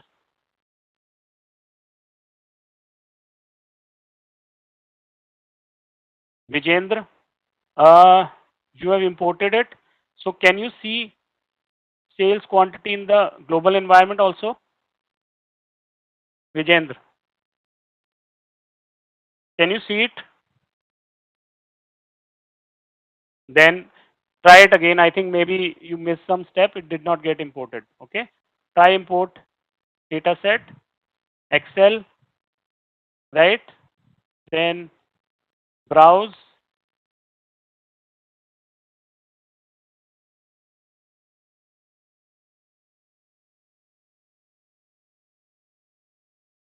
And then click it, open.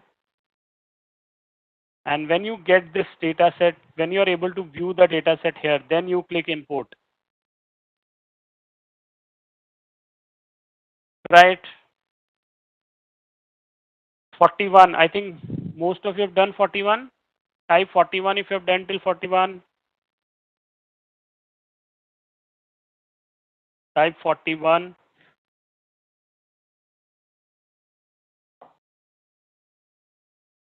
Okay, so all of you are able to view sales quantity. Now let's create a stack bar chart using this sales quantity, right? Now notice ggplot2, I mentioned the data set, I mentioned aesthetics. In the aesthetics, I mentioned X and Y, right? And how do I want to fill this? I want the fill as per the pay type, right? Can you see pay type?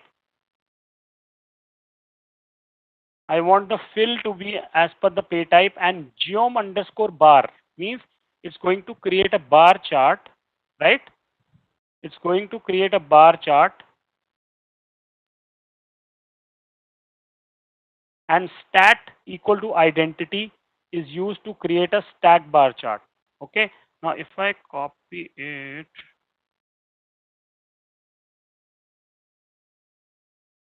I don't mention stack equal to bar, right?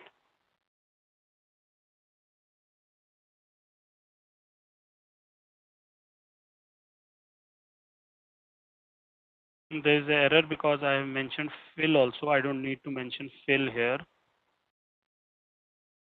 It will,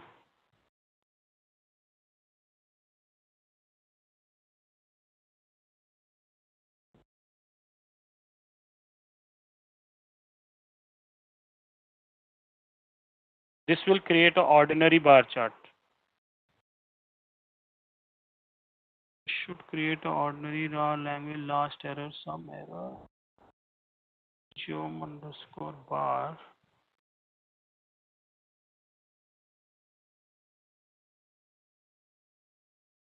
Okay, what is the error coming?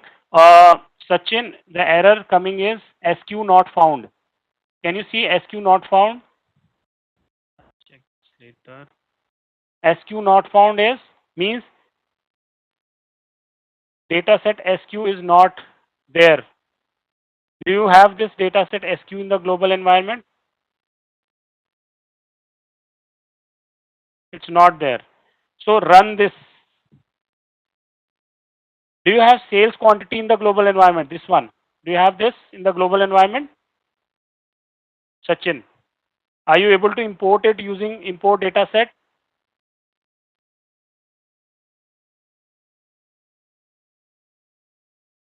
Yes. So run line number 39. Run line number 39 on the screen.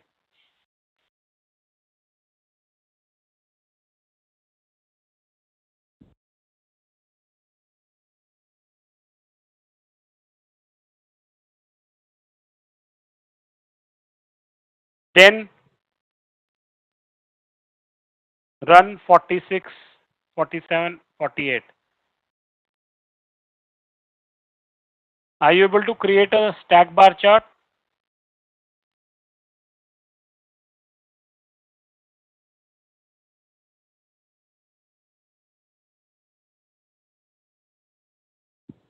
Sachin, your sales quantity is also not there. In the global environment, do you have this sales quantity? Do you have this sales quantity underscore quantity? It is saying it is not there in the global environment.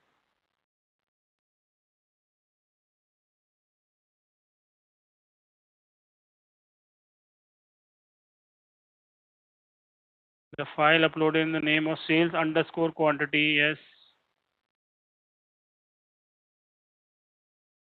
Angela, stack bar chart you're saying, right?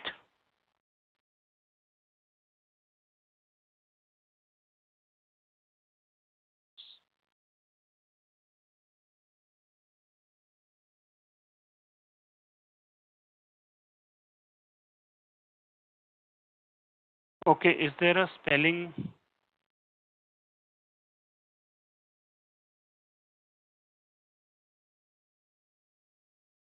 Okay, is there a spelling mistake? Uh,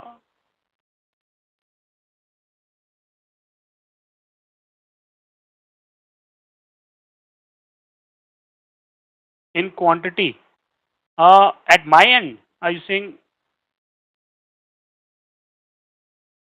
where file uploaded? Okay, okay, okay, okay. My bad. Then I think, okay, it is file that is uploaded is sales quantity is correct. Okay, the file that is uploaded in the drive. Okay, in the drive it is saying sales. Okay, then in that case, I think you, not this one. Can you just share the Google Drive? Yeah, link. Let me just check.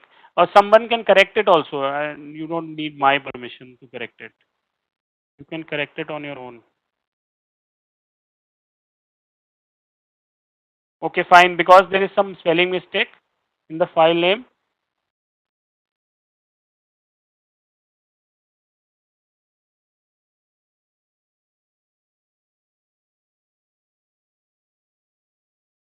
Yeah. Okay. Okay. It is showing strange. Okay, I got it. You know why, Nisha? I think previously also I had shared in previous session also I had shared this sales quantity. I think importing. So here, yeah, this is where it is taking from. Got it, right? So here the spelling mistakes are there. Sachin, just check the spellings. I'll correct it here so that can someone correct it? Okay, let me correct it in the Google Drive first. This I'll do it later. I'll correct it in the Google Drive. So next time when you take 3, it says I have to mention N. N is missing. Okay, is it clear now? Now you can, Sachin, did you get the issue? Sachin, did you get the issue? Right? So just check the spelling maybe because it was imported earlier from the third lesson, right? Third module. So the spelling, in dataset 3, Nutan, I have changed it in dataset 3. Dataset 3.1. I've changed the, not here in the Google Drive. I've changed it. I'll change it here also. In the meantime,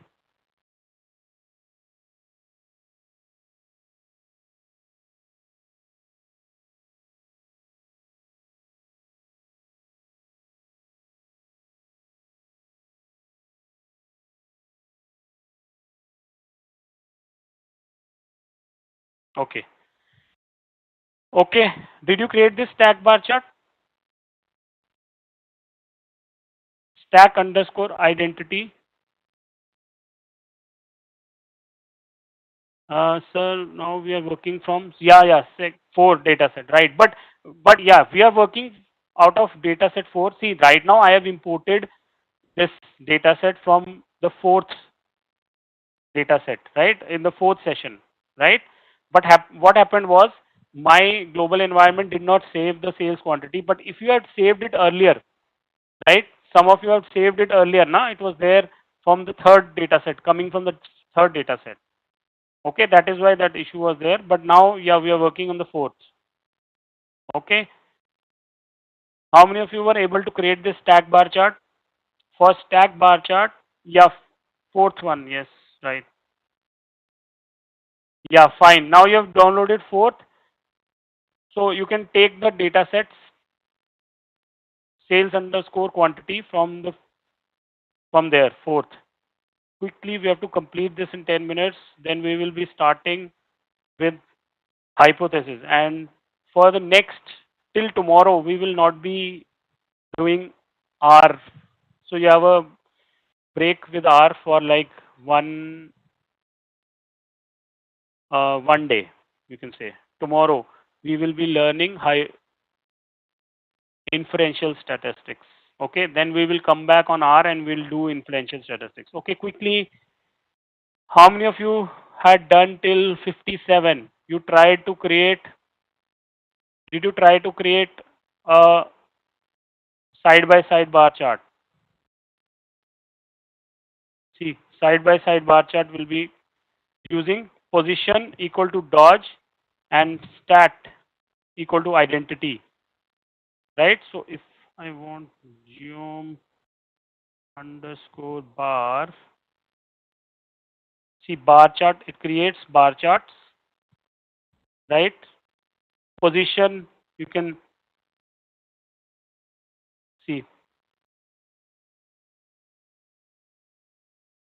Then you also have an argument called stat.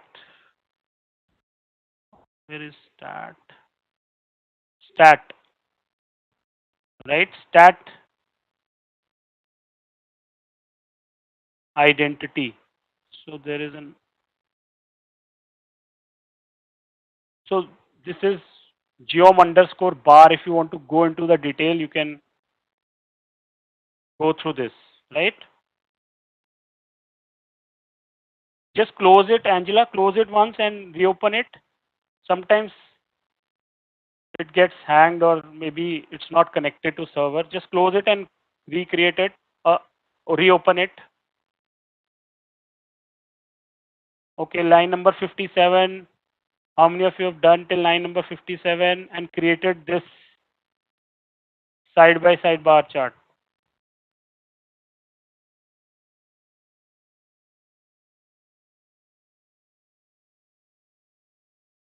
Is there a reason why are you not using ggplot2 instead of? Okay, no. Package is ggplot2, Angela, but command is ggplot. See, ggplot2 was a upgrade of ggplot. Okay, so command remains ggplot only. Okay, Angela, is that clear? Right?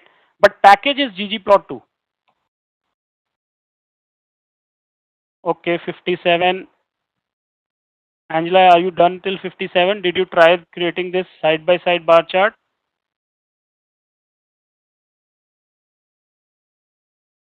Is your R working now?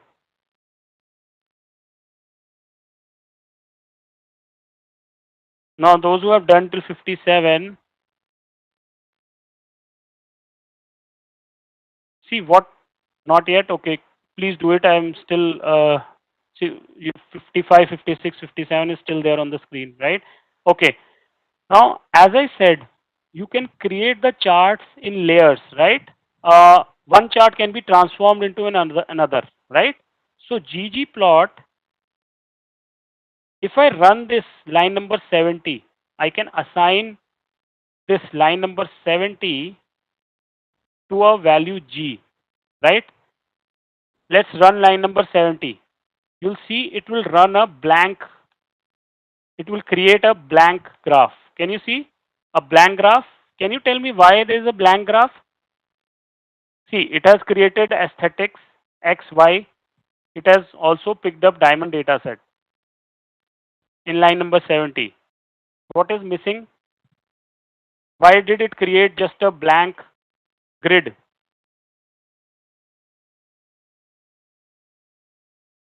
Anyone?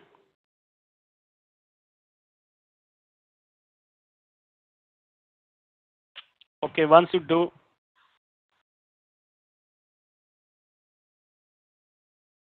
okay, fine, Rohit. After I get recording, ggplot is built back. No, ggplot, no. ggplot now is scrapped and the new upgraded version has come, ggplot2. Okay. So ggplot2 is ggplot is not the inbuilt package. Earlier it was ggplot, now it has upgraded to ggplot2. Rohit. Okay. Yes, Sachin, you are right. It does not know what type of graph. Rohit, ggplot I have down. Did you download ggplot or ggplot2, Rohit? Please be specific. Have you downloaded ggplot or ggplot2? No. You have to download ggplot2. Okay, packages. See, you have to download ggplot2. Okay, this one. Please download ggplot2. Yes, Sachin, you are right. It does not know what is the geometry. Line number 70. How many of you have written line number 70 and created this graph? Type 70 in the chat window. Rohit. Okay, Rohit. Rohit, I hope I was able to answer your query.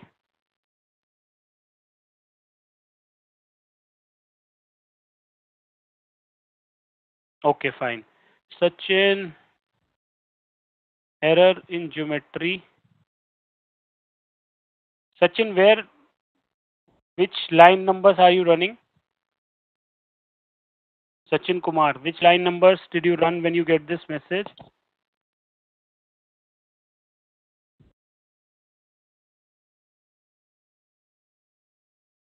Line 60 is not there. Okay. Are you viewing it from there? From the one that I've shared, right? I will replace, it has some grapple, geom grapple function. Just ignore those codes. Okay, it's not working fine. Maybe there's some upgrade is going to come. So grapple is not working. I think you are running that grapple thing. Yeah. Just ignore those, Sachin. Okay. If you are looking at the file that I've shared, I'll update this ggplot advanced file today. Right.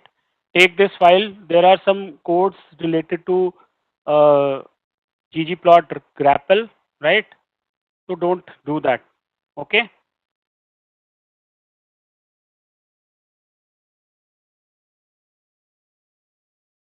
Okay, so 70 is done. Line number 70. Now, when you run line number 70 and you you get this, all of you are getting this blank chart. This is blank because, as Sachin mentioned, it I have not mentioned the geometry, right?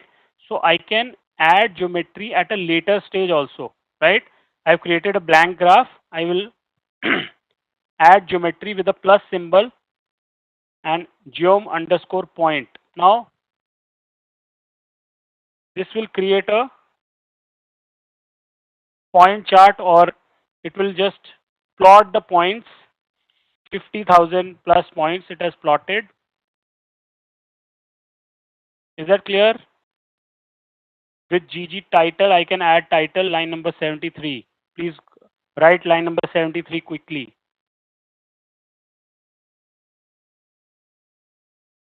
Okay, now I can add more colors, right? I can add more colors by adding color to aesthetics.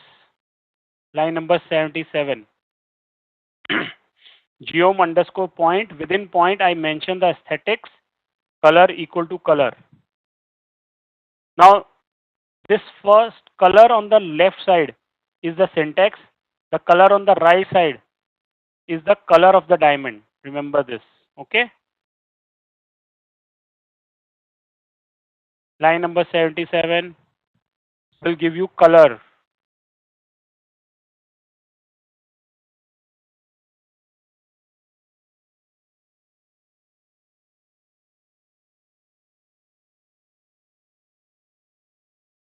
It has colored.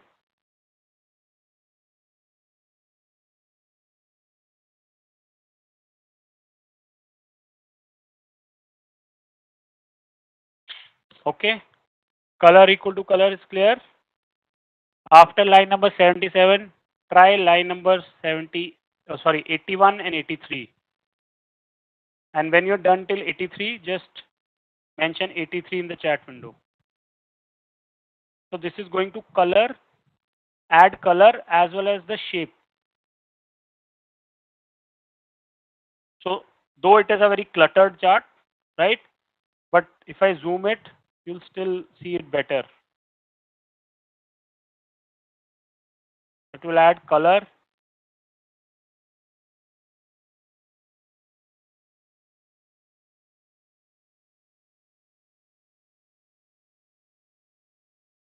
Right? So this is the chart. It added clarity. It added shapes using clarity and color using color. Though because there are so many observations, it's a cluttered. Bharat, this stat equal to identity, we use it to create a stack bar chart, right? So this is just a syntax. You use this to create a stack bar chart.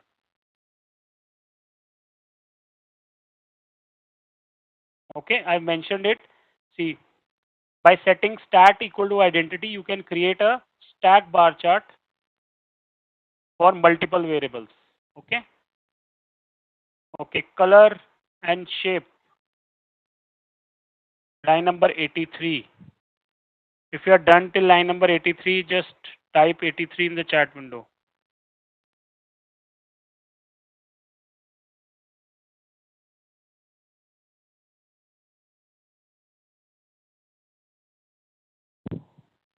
Okay, some more interesting charts can be created like box plot.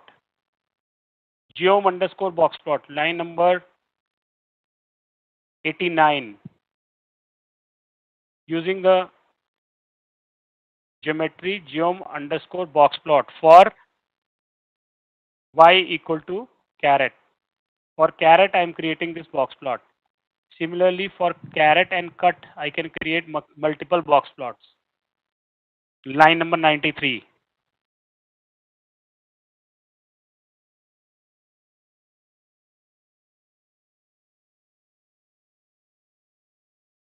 Right? Can you see for each cut, we can create a box plot? We have created a box plot for each cut by mentioning x is equal to cut. Right? Adding x is equal to cut in aesthetics, I can add a box plot. Line number 93, when you're done, just let me know. Now there is a Voilen chart. We'll discuss what is a Voilen chart once you all of you are done till 93.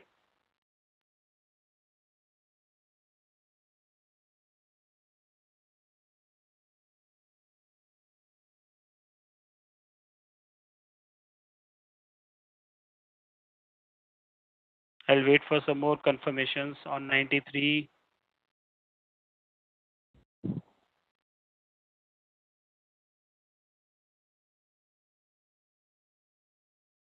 Those who have done till 93, you can try. I'll explain 101. After this, we have some comments, and then 101, line number 101. Okay. Geom underscore Voilen. See, Voilen chart is a very interesting chart which gives you, which creates a shape, which creates a chart with the shape of a violin, right? So let's create this violin chart and then I'll explain what is a violin chart. See, what line number 101, violin chart. Now what is this violin chart? See, all of you know a bar chart, oh sorry, a box plot, right? So in box plot, wherever you have more depth or wherever you have more density, right? This width of the violin gives you an idea on the density. That like here the density is less, means there are less data points between these values. There are maximum data points lie between near 1. Okay, density. I'll show you also. I'll plot the density also with jitter. Violin is clear? For those whom violin is not clear, can you just let me know? If it is not clear, you can type not clear. It's clear. Okay, good. So can you see for ideal cut? Okay, Sachin, it is not clear. Sachin, I'll show you. Add jitter to violin. This one, line number 108.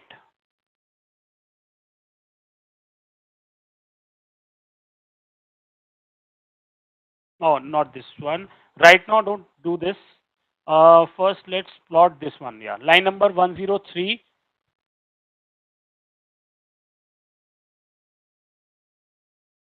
and 104.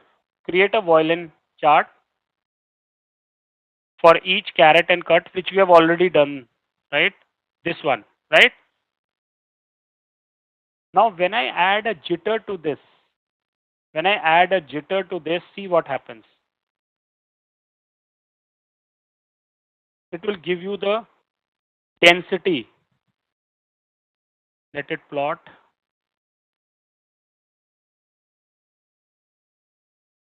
Density means where there are more data, there is more data points.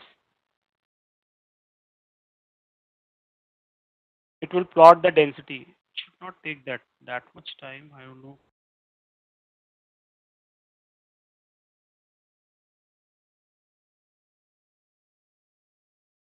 Did anyone get this jitter? Got it? Yeah. I don't know why it is taking so much time for me.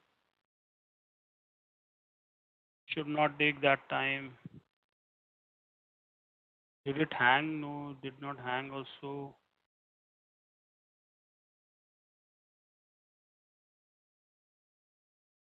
Did you get it? Right? Did you get the jitter?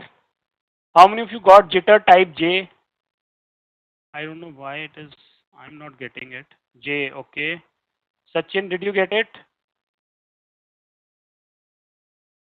Right? Can you see the density? I don't know, for some reason it is not creating. Density means where there are more data points, right?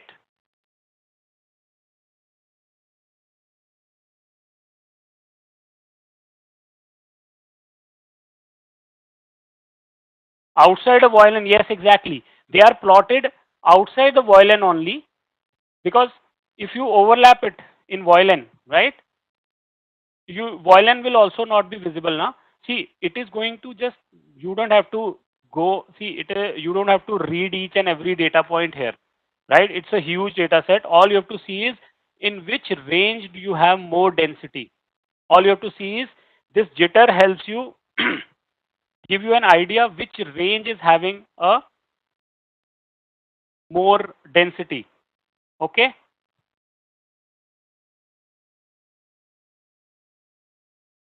Let it come on my screen. I don't know. Yeah. Okay, let me see if this time it comes. Should come. Again, jitter. I don't know what's the issue. Yeah, got it. So let me explain this. See, can you see density? Now, Sachin, is it where there is more density, you have width, more width of the violin. Okay? If you have the higher the width, more the density. Okay? You can see there is no density here. So the violin thickness is minimum here. Clear? So it gives you an idea about the density. And these are plotted. In fact, violin is plotted on top of the density. Sachin, just to who asked me this? Vijendra. Vijendra, if I reverse this, see what will happen. My violin will go behind the. See, if I reverse this and run, my violin will go behind the jitter, which will not make sense. See, Vijendra, is that okay? Right? So I will. I hope you got this, right?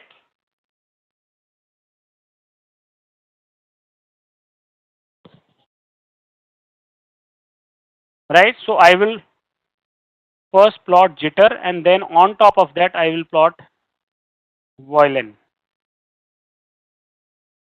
Clear? Okay, now since I would want you to please go through this facet wrap on your own, right? It's not that big topic, but what facet wrap does, I'll quickly show it to you. It will create small charts.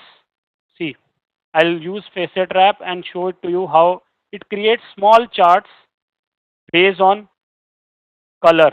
See, let it create. So then you can maybe run facet grid on your own, right? And you can see how you can create histograms using facet grid, facet wrap, right? Facet wrap divides the plot into different discrete units, one for each level of color, right? Can you see? Now, for each caret color, it has created a separate chart, right? That is what facet wrap does. Okay. So I have just run one command. You can go through the others on your own, right? Clear? Okay. I have given the commands. You can just run through these commands and you'll get an idea what is facet wrap. Okay, let me show facet grid also. In facet grid, you will have two variables, cut and clarity, right? So you'll see running facet grid will give you an idea on cut as well as the clarity, price related to cut and clarity.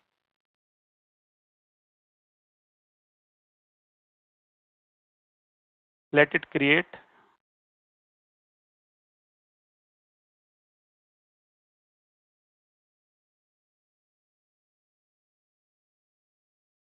So in facet grid, you have two variables, right? Cut and clarity. It's taking time, I know. Yeah. Can you see?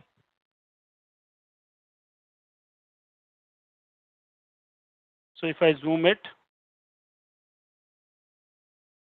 okay, color, caret, clarity, okay, and price. So it can, you are basically digging deep into the data, right? Okay, so you can try some more and then there are some practice DIY, you can try these, right?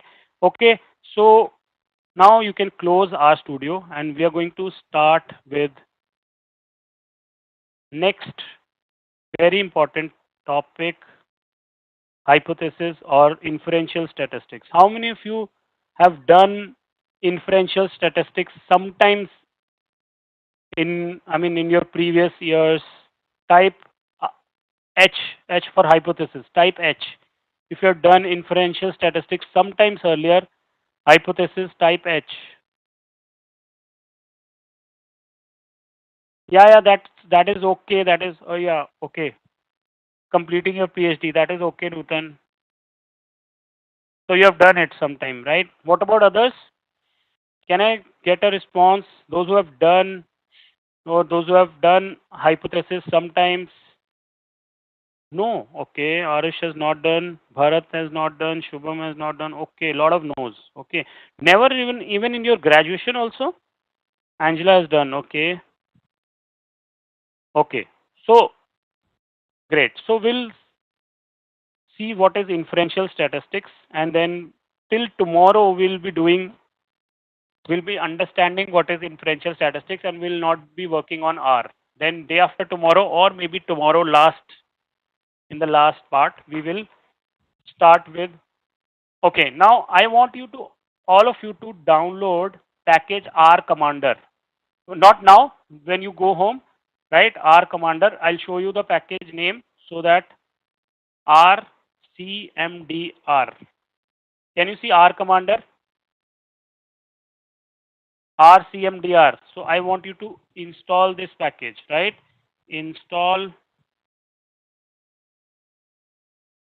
dot packages. R is capital CMDR. I'm sharing this name. You can download this data set. Oh, I did not get the Julie. I'll share it, but towards the end, right? You can install this package later, not right now, right? We will be using it tomorrow or day after. Okay. Now let's start with hypothesis. Okay. You know what is population and sample? You know what is population and sample? Quickly. What is population and what is sample? Who will tell me?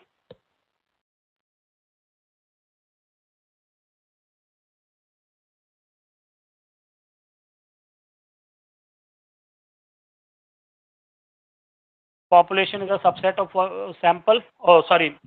Sample is a subset of population, right? And what are population parameters? What are population parameters? Population is the whole thing, right? And sample is some samples picked out of it, right? What do you mean by population parameters? The parameters that define the population, mean and standard deviation. Population mean and population standard deviation are population parameters. And Sample mean and sample standard deviation are called sample statistic, right? Statistic is the word. Not the last S. It's called statistic, Newton. Okay, not the last S. Statistics is a field. These are called statistic. Okay. So I think even I should do away with this S. These are called sample statistic. I think this S is for plural, right? Otherwise, these are called statistic. Okay, right? Now we have done this sample and population. I'm not going to repeat this. We have done descriptive also. We have done descriptive in lot of detail, so I'm not going into it. Inferential statistics. I briefly explained what is inferential statistics, right? Yes, everyone remembers? I briefly explained what is inferential statistics, right? Can you tell me the concept? Can someone tell me the concept of inferential statistics? What do we do?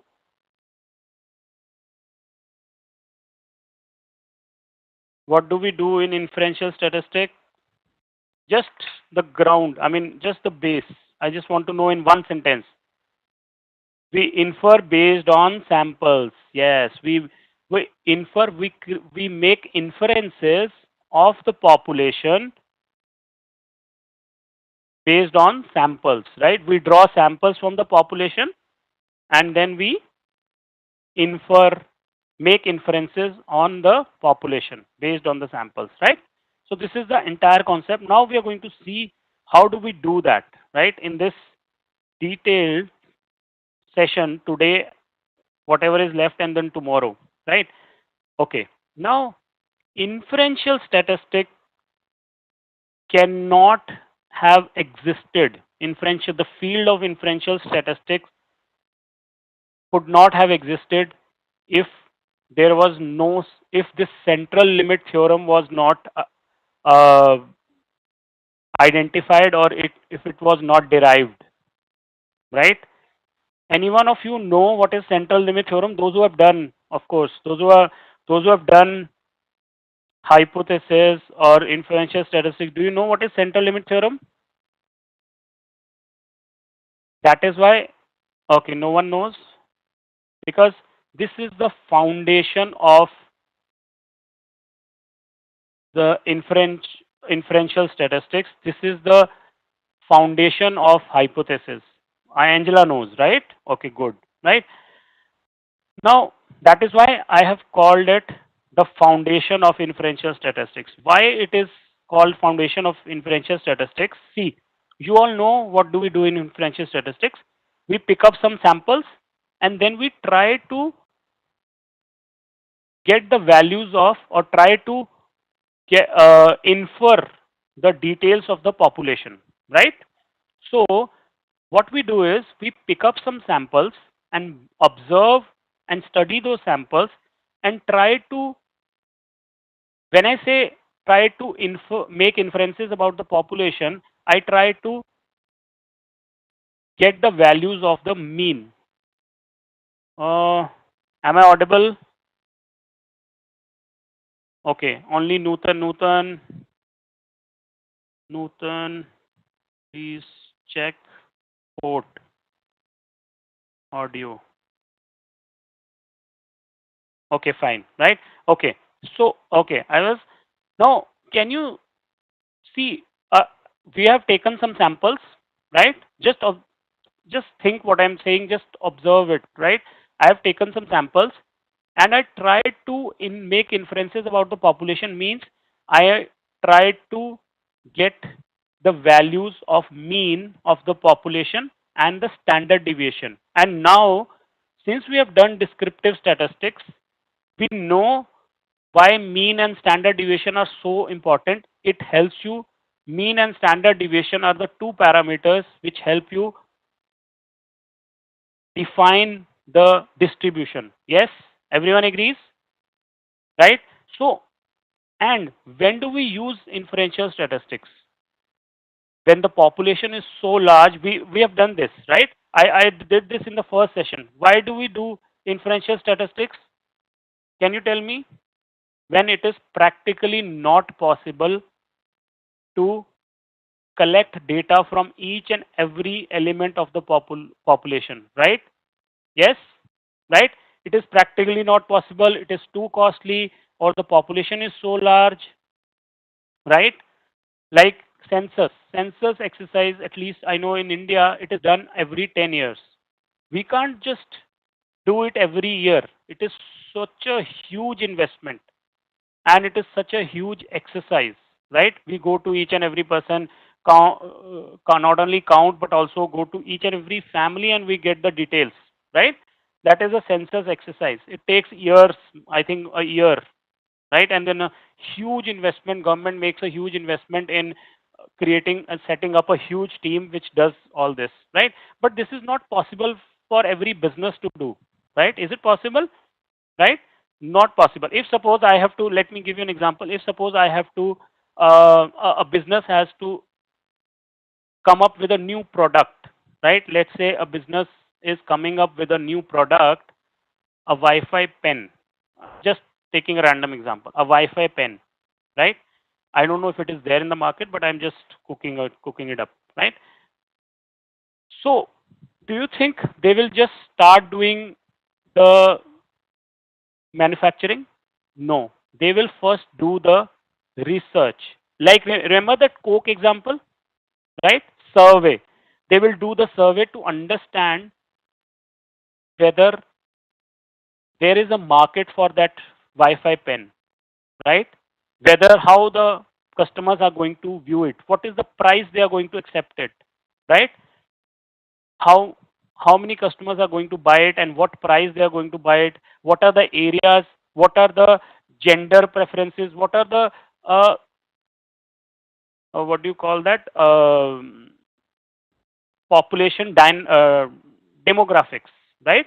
What are the population demographics? Means who are the people who are going to prefer it? Maybe the students or the professionals, because this is going to be some expensive pen, right? So all this is done using surveys. But do you think a business is going to reach? I have to launch this pen in India, so I'll reach to each and everyone and during my survey, not possible, right? I will reach to handful of people, 1,000, maybe 2,000. Maybe if I have more financial muscle, I have good budget, I will reach out to 20,000 people, right? So that I'm more sure, because I have to make a bigger investment, right? So now do you now see, I have collected some sample and I have to estimate, make estimates or infer details about the population. Where is the link? Samples is just a handful of people, right? And I am estimating this. Can you see this chart, right? This is my sampling distribution I have collected from the samples, and with using this, I am estimating the population parameters, right? Mean and standard deviation. This is my population, right? But where is the link? How are they linked, right? Are you getting it? There is no link, but the link is central limit theorem. This link is central limit theorem. How does a sample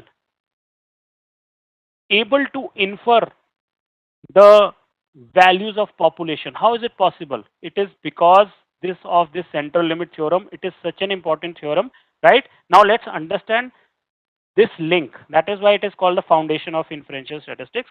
CLT, central limit theorem, states that given a data set with unknown distribution, means this is my unknown. I don't know the population distribution, right? Because I don't have details, each and every detail. I don't have each and every detail of the population, right? Given the data set with unknown distribution, be it uniform, whether it's a uniform distribution or bimodal or random. This is my, given this population distribution, the sampling distribution of sample means. Now understand this term, sampling distribution of sample means I take a sample, let's say from the population, I take a sample of 20, right? 20 people. I draw a sample mean. I create a sample mean. From that 20, I, I calculated a sample mean. I again pick up another sample randomly. I noted the sample mean again. I do it for 10,000 times. And I plot those sample means. That is called sampling distribution of sample means. Is that clear? And if you want to make sense out of such terms, read it from the back, from the right side. Means, sampling means, and sampling distribution of sample means. Okay? From an unknown population, the sampling distribution of sample means will approximate a normal distribution. Will approximate a normal distribution. Did we do normal distribution when we in the first session? Did we do that? I think we did not, right? Did we do normal distribution? I showed it normal distribution to you. Can you please confirm? Yeah, bell curve. Did we do that? Did we do that recently? No, I did. Did you cover it with me? I think so. I did not cover it, right? So yeah. So let me take you to this basics of statistics. Now, what is a normal distribution? Since yeah, right. Some of you know. Okay, level of right and left tail. But I never explained left and right. Okay, I oh got it, got it. I explained it in yeah, skewness, right? This is, and I said we'll discuss normal distribution, right? So now is the time to discuss normal distribution. We'll do correlation also. I left it there. Yeah, this is a normal distribution. So normal distribution is a bell curve distribution, which is symmetric. Now the important thing about normal distribution is it is symmetric around the mean, right? This is what we did. This is a normal distribution where skewness is 0 and mean is equal to median is equal to mode. Symmetric distribution is called a normal distribution, right? And normal distribution applies to many of the real life or real time variables, right? Many of the variables you'll see they follow normal distribution. Even I don't know if some of you are from HR, when you are evaluated in your corporation, right? They create a bell curve and then plot your performance on the bell curve, right? On the normal distribution. I don't know if somebody is from HR, you might be knowing it. Bell curve, right? It is called bell curve. Performance, yes. Performance appraisal, yeah, right. Appraisal is also done on bell curve, right? Okay, so this is assuming that this is how the people are going to perform, right? And then they plot your performance on it, okay? Right? So normal distribution, also known as Gaussian distribution, is a probability distribution that is symmetric above the mean, showing that data near the mean are more frequent in occurrence. Very important. Means, and notice, data near the mean is more occurring, right? Okay, you can see the thickness, I mean the height here. This is frequency, right? On the y-axis we have frequency.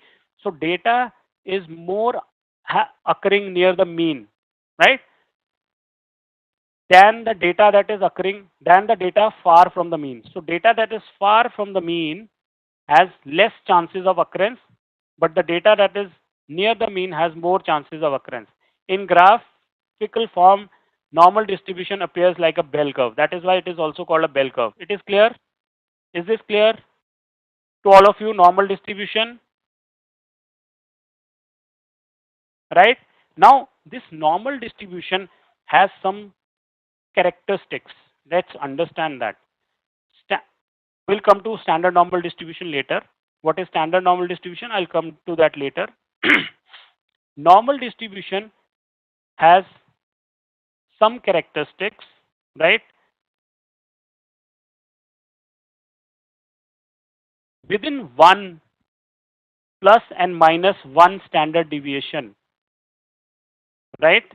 Within plus and minus 1 standard deviation, 68.26% of the data lies.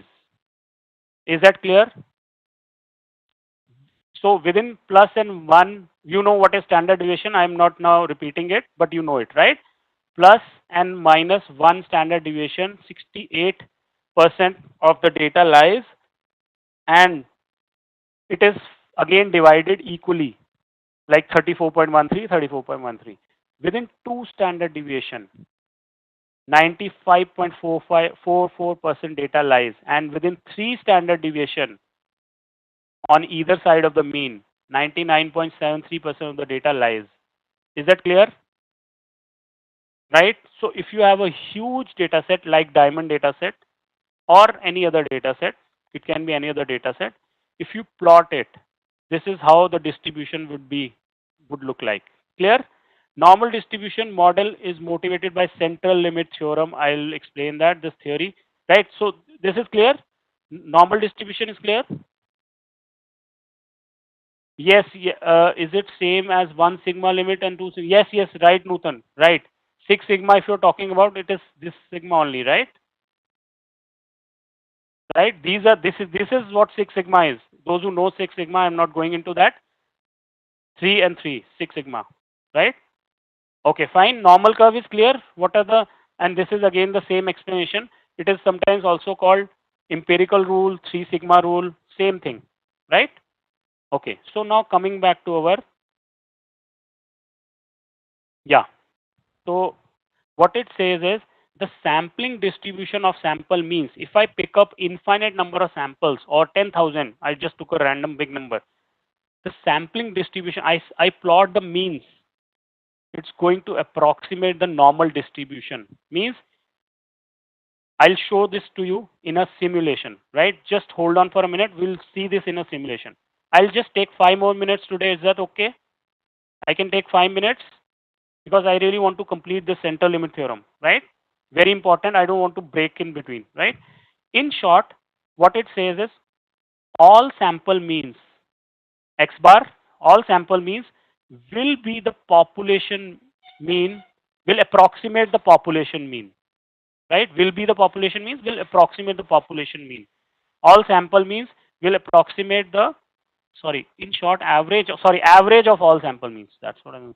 Average of all the sample means will be equal to the population means, and that is what it is shown here. This is my sampling distribution of sample means, right? Means of sample means, yes, right. Average of sample means is same.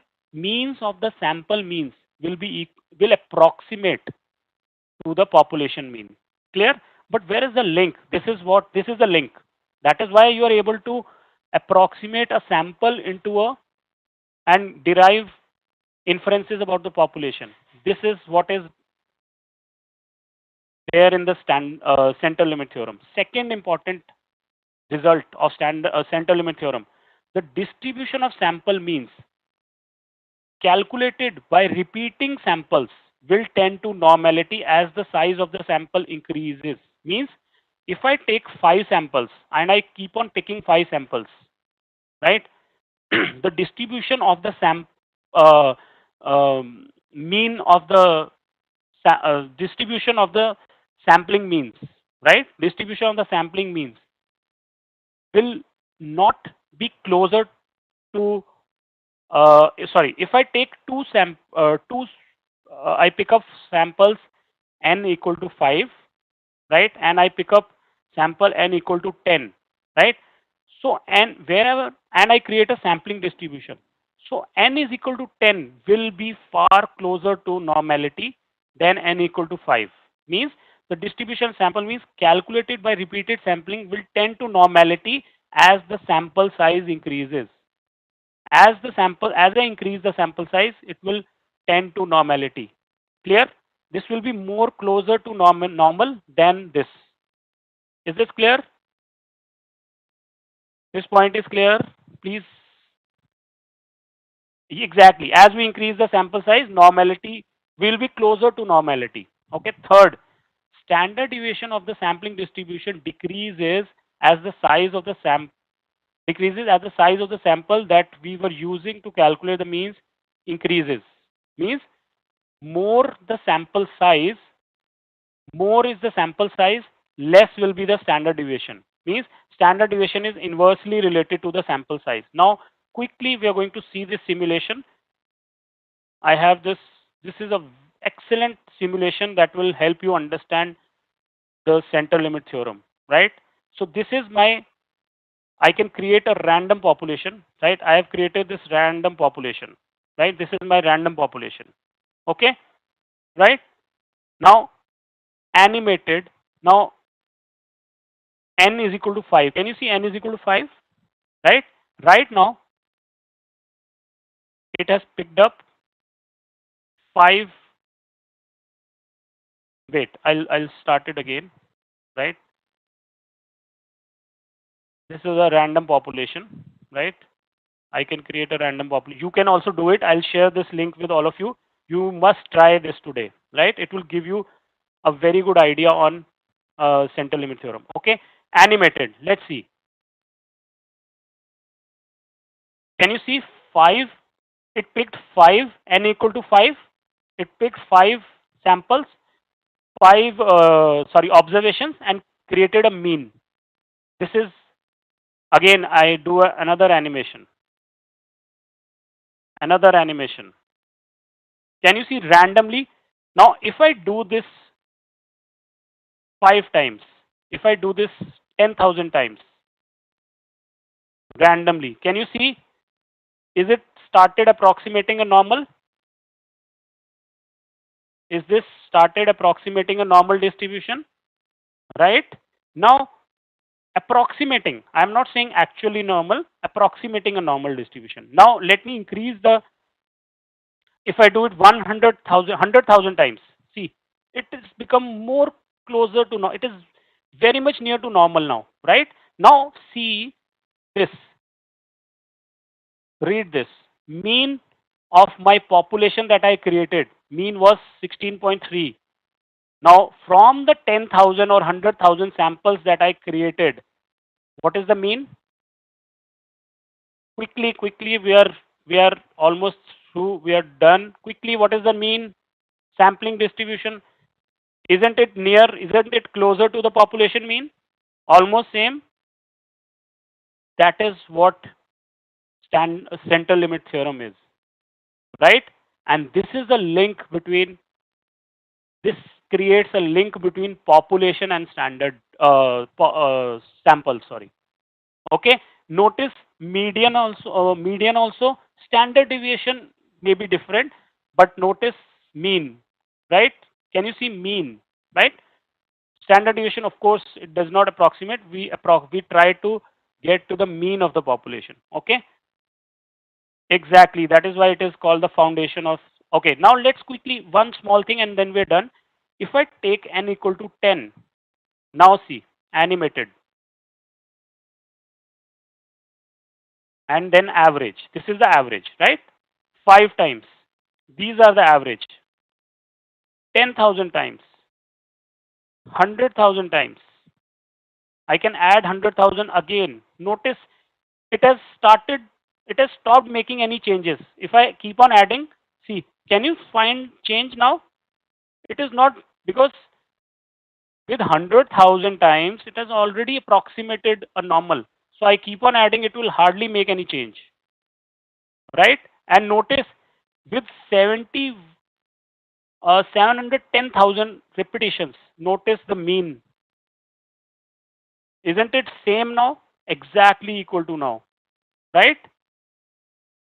Are you getting it, all of you? That is what center limit theorem is, and that is the basic base of. We'll be doing 100,000 with different samples. Yeah, you can try with different samples. Bharat, you can try it now, right? I've just shown it to you. So center limit theorem is clear to all of you, right? I have also shown some 3 cases: normal, uniform, skewed. Right? You can just go through this slide, but center limit theorem is clear. Okay, thanks, Angela. Really appreciate that. Right? Okay, right? So this is use of application. Where does center limit theorem, where is it used? We'll go through this slide later, right? And from tomorrow, we'll start doing hypothesis. Okay? Okay, right? So let's hold on for today, and hopefully you have enjoyed session. You have learned some new things around data science, and yes, I will upload session 5, but please, it's, you have to be true to yourself. Do not, okay, yeah, session 5 is anyways not coding. right? So I'll upload session 5. Oops, I just closed. Can someone quickly share the Google Drive? I just closed that link. Yeah, thank you. I'm just putting session 5. Okay. Okay, then see you. We'll continue our journey tomorrow, and we'll do inferential statistics. Okay. Thank you, everyone. Take care and stay safe. See you tomorrow. Goodbye. Thank you, Nutan. Thank you. Really appreciate your encouraging words.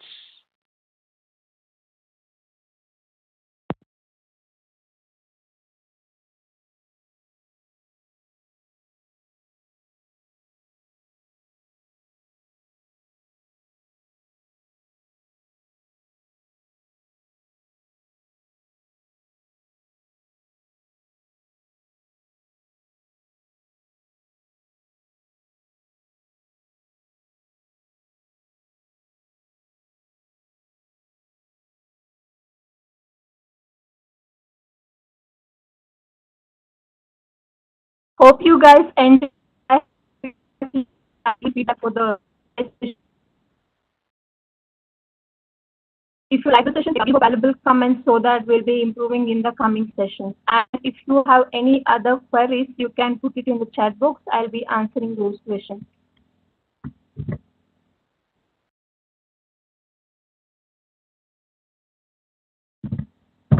Again, I'm providing the feedback link in the chat box. Please visit that link and provide a valuable feedback for today's session.